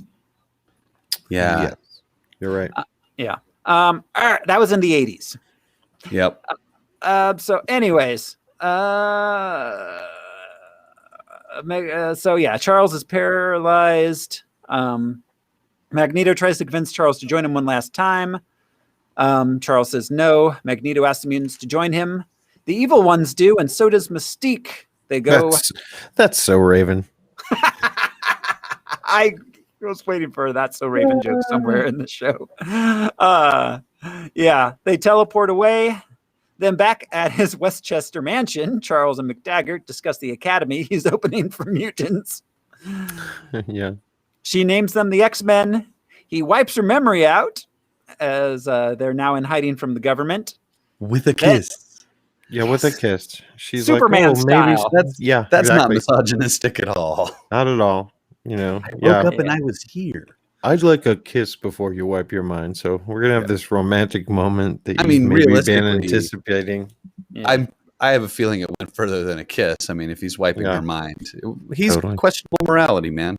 Yeah. He's like, have you ever ridden in a X wheelchair? That sounds like it's a former wheelchair. We didn't even see the X chair in the movie, did we? At the very end. It was there. Okay. Yeah. But you're right. It's the first image in the trailer. Which tells me Charles went and said, make sure the wheelchair has X's on the wheels. Yeah. Make Branding sure. is important. We need to get our image out there. Yeah. They're like, did you say regular? Does he have a regular wheelchair? Like when they go to Walmart? Do you think he's like, let's not take the X chair? An undercover wheelchair. Yeah. Undercover back at the CIA, Magneto breaks Emma Frost out of prison, and he's got a fancy new outfit. And we roll credits. And he put little horns on the front of the. Yeah, he did. Yeah, the original Magneto design. Yeah, that was cool. I like that. I love that he breaks Emma Frost out of prison. That is such a fucking Magneto thing to do, too. And be like, it is. Yeah. I don't really like you, but mutant supremacy? Right. You down? If you're not with me. Yeah. Yeah. And if you're not with me, I'll just fill you with iron. So watch your back. That's it. Like I said before, I don't think we've ever had a movie that is legitimately so good with so many weird plot holes and unanswered questions. In true X-Men fashion, though, it does not give a fuck about the timeline or about the effects of the timeline or any of these characters' previous personalities, introduction of characters. Yeah, it's just like, here's Mystique. After hearing earlier chicken-like qualities. Yeah, right. What was the dragon that they had in X-Men? I mean, X-Men is Lockheed. They're not. It's not a serious comic. Has anybody seen the New Mutants? That movie? Not yet. No. Not yet. Lockheed's in it. But I won't say more. Yeah. We'll get there eventually.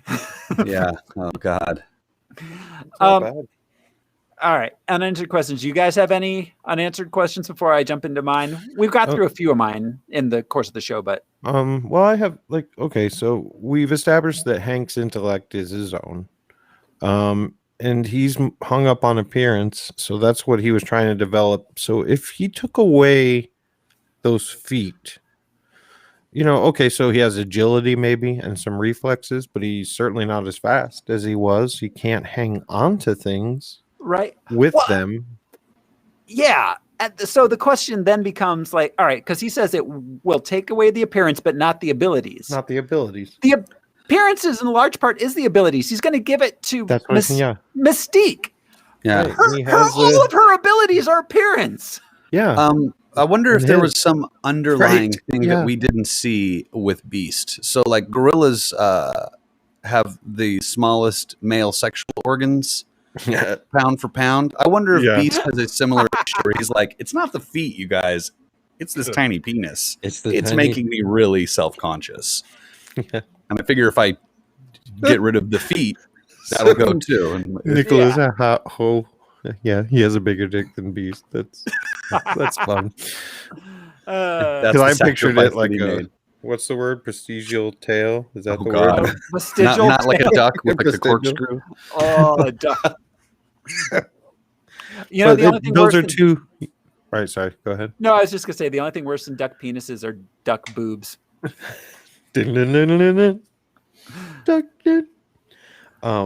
Yeah, you're right. If you took away the appearance from Mystique, that is her whole. In fact, that's what what's his name, Trask uses. Yeah, she could probably still do voices though. She's like the Jeff Dunham of mutants. She's gonna join the SNL cast next summer. She's like Melissa Villaseñor. Move out of my way. There's a new woman who does voices. But do a mean Marjorie Taylor Greene. Yeah, but all the sketches she writes are some sort of like weird Broadway send up. Yeah. She always wants to be nude. I'm like, it's live. You can't do that. Exactly. The blueness is not the problem. Any others for you guys? Do you think she wears jean shorts underneath clothes all the time? She's like, I'm not a never nude. I'm an always nude. Yeah. So all right. So besides the ones we did answer quite a few of mine. So all right, when he sees that picture of Shaw in Argentina that says Miami, he instantly heads to Miami. What if Shaw wasn't in Miami? He has no idea how long ago that picture was taken. It could have been 3 weeks. It could have been 4 years. Yeah, it is a boat after all. Yeah, and Shaw was just in Las Vegas right before this. That's true. Yeah, he's been moving around for 40 years. He's on his way to 25 Russia. years. Did you guys notice? I don't know if we mentioned it. The submarine is named after the villa. It has the same name as the. That is the same name. Caspertina. Yeah, Caspertina. That's right. Yeah, I thought that was interesting. Maybe he was just delivering some of their Bavarian beer to Miami. Yeah, maybe that's it. Yeah, he was the first Pablo Escobar type character. Yeah. Okay, so how Oliver Platt at one point says that he's the laughingstock of the CIA. But somehow he gets millions of taxpayer dollars to open up this facility. The huge facility. And he's in this meeting. If he was the laughingstock, he'd work in some basement like Milton, you know? Yeah. And usually the guy sitting in the corner who doesn't say anything in the meeting is the badass. Yeah. But he does not come off as the badass. No, and he literally says, I'm the laughingstock of the CIA. He says those words. Like, and they go with him anyways. Yeah. In just a private car. I don't think I would say that. I'd be like, I've always believed in you guys. I've had this theory. Nobody at the CIA believes me. Yeah, you're right. And leave out the people fucking laugh at me, bro. I don't eat lunch with anybody anymore. I keep talking about and you should be the laughing stock with your giant Epcot dome that you're going to use to connect to other people. You know what I mean? Like, you earned the laughing stock. He is so lucky that gambit paid off. He's just, they were going to bulldoze that next week. Yeah, we made a psychic dome out at my secret CIA right. That is some CIA shit, though. Building a psychic dome. We pump up Nicholas Holt with LSD. He goes out there. They listens let to it go some on rock for a and while. roll. Okay, so all right. They make a point of saying that the suits, their X-Men suits, are help with G-force apparently somehow, and are bulletproof. Fuck. They make a point of saying they're bulletproof, yet a bullet is what causes Professor X's Why do I take it to the Oh my God. He hit him in the seam. Yeah, it was, got him right through the zipper. Yeah. Well, yeah. And if the zippers are on the back, does that mean they all have to zip each other up like it's like a prom dress? Like, will you come over here and help me put this on? Kevin Bacon is all about prom. Yeah, he is. Well, I guess Magneto could just zip everybody up from outside the room. He's like, I got everybody's zippers. Well, just holler when you're ready. Will you zip me up, darling?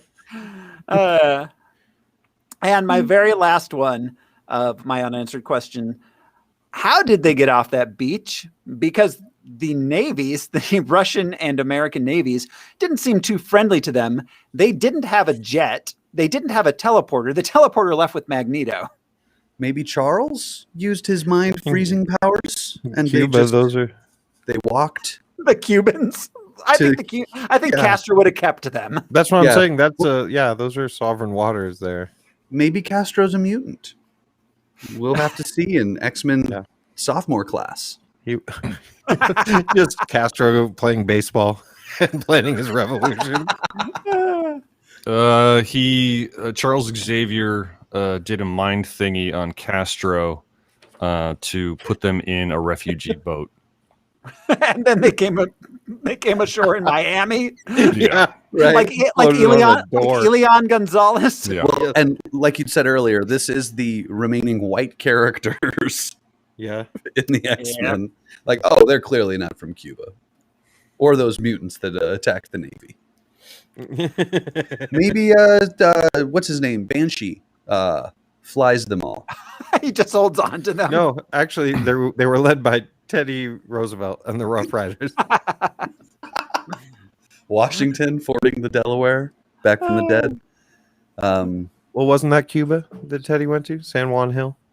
Oh, shit. That's right. Yeah. Maybe he's still alive. The Rough in this Riders, movie. yeah. Maybe. Maybe. He's a mutant. I assume that every historical figure is a mutant. They said that Kennedy is a mutant in the next movie. Oh, God. Yeah, but not invulnerable to bullets, but a mutant still. Yes. His power was his dick. Yeah. His chlamydia. He can give it to other people.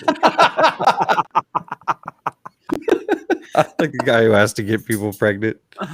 Azazel. So, all right, I got a few anachronisms to go through. First off, and this just kind of bugged me, is 62, not 67. All the long hair and big sideburns on dudes was like way out of hippies themselves. They were still beatniks was still the common. In 1964, when the Beatles arrived in America, they talked about their long hair, and that was way shorter than the hair on these dudes. Yeah. Hippies were not yet a thing. Yeah. That just bugged me. But there was a bowl of M&Ms which had blue M&Ms in it. Really? Yeah. Yep. That's a huge fuck up, man. Yes. There was a picture of Albert Einstein in baby Charles's bedroom. Baby Einstein. Baby Einstein. There was a picture of Albert Einstein in his bedroom. That picture was not taken until 1946. That was in 1940. It was at 42, I think they said. 44. 44. Okay. Charles mentions the MCR1 gene that makes people have auburn hair. It's actually the MC1R gene. It wasn't discovered till 1992. That one I'm willing to overlook. Maybe Charles has some sort of psychic abilities. You're so gracious. When was the genome discovered? 92. No, I mean like the human genome, like genetics. When they mapped it. Yeah, when the guys who were inspired by LSD finished mapping it. That was just a few years ago. Yeah. God. What began?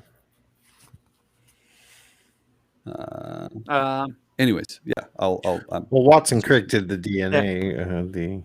Yeah. Spiraling. Yeah. Okay, so just we'll go on while you look that up. So, all right, you can clearly see the World War II memorial near the Washington Monument. That was constructed in 2003. Yeah.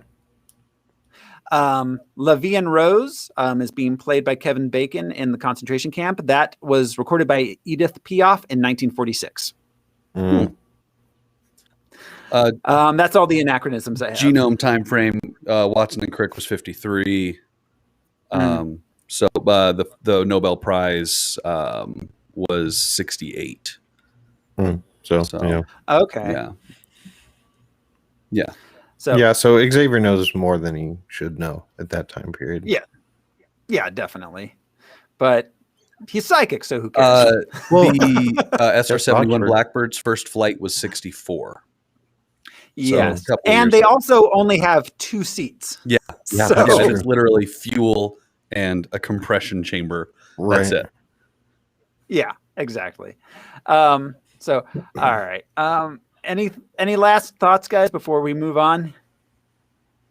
No. Yeah, I think we covered this bad boy. I'm excited. It was a lot of fun to watch them graduate, though. From I cannot honestly. I don't think I've nitpicked a movie this hard and still enjoyed it this much. So, all right, well, you ready to move on to the ranking? Oh yeah. Ew. All right, let's check this bad boy out here. I believe personally it would be a top 20 movie at least. Are you guys in agreement there? 20 for sure. Yeah. Yeah. So, all right. We've got 2 X-Men movies in the top 20. X-Men, the original, at number 14. X2 at number 11. How do we think this compares to either of those? I want to say this is better than Hellboy 2 and X-Men 2000. I think so. I think I'd agree. I personally think it's better than Iron Man 2, but I know others enjoyed that movie more than I did. Yeah, I love these. I love these prequels or reboots, whatever we're gonna call them. But in fact, my favorite X movie is the next one, Days of Future Past. So, I think this is better than the other 2. Actually, all 3. I think it's better than the first 3 X-Men. So you think it's better than X2 also? Yeah, I do. What's interesting is we have our other Matthew Vaughn movie right there at number 9, Kick-Ass. That's interesting. Want to put it in between that and Hellboy? In between Kick-Ass and Hellboy? Was Kick-Ass a better movie? In many ways, yeah. Yeah, in some ways. In some ways. I think this is a better X-Men movie because of its anachronisms and lingering questions. Yeah, it's casting. I think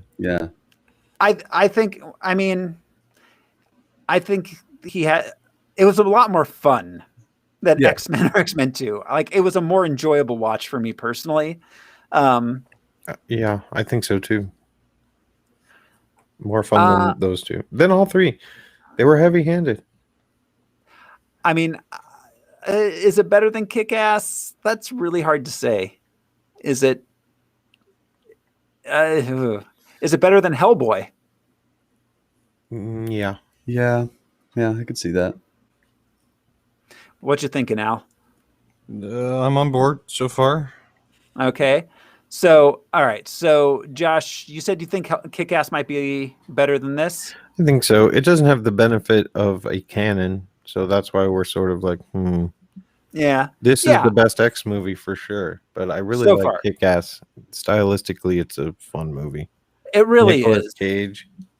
It really is. It was very pure what it was. Like, it was one thing and it did it well. Yeah.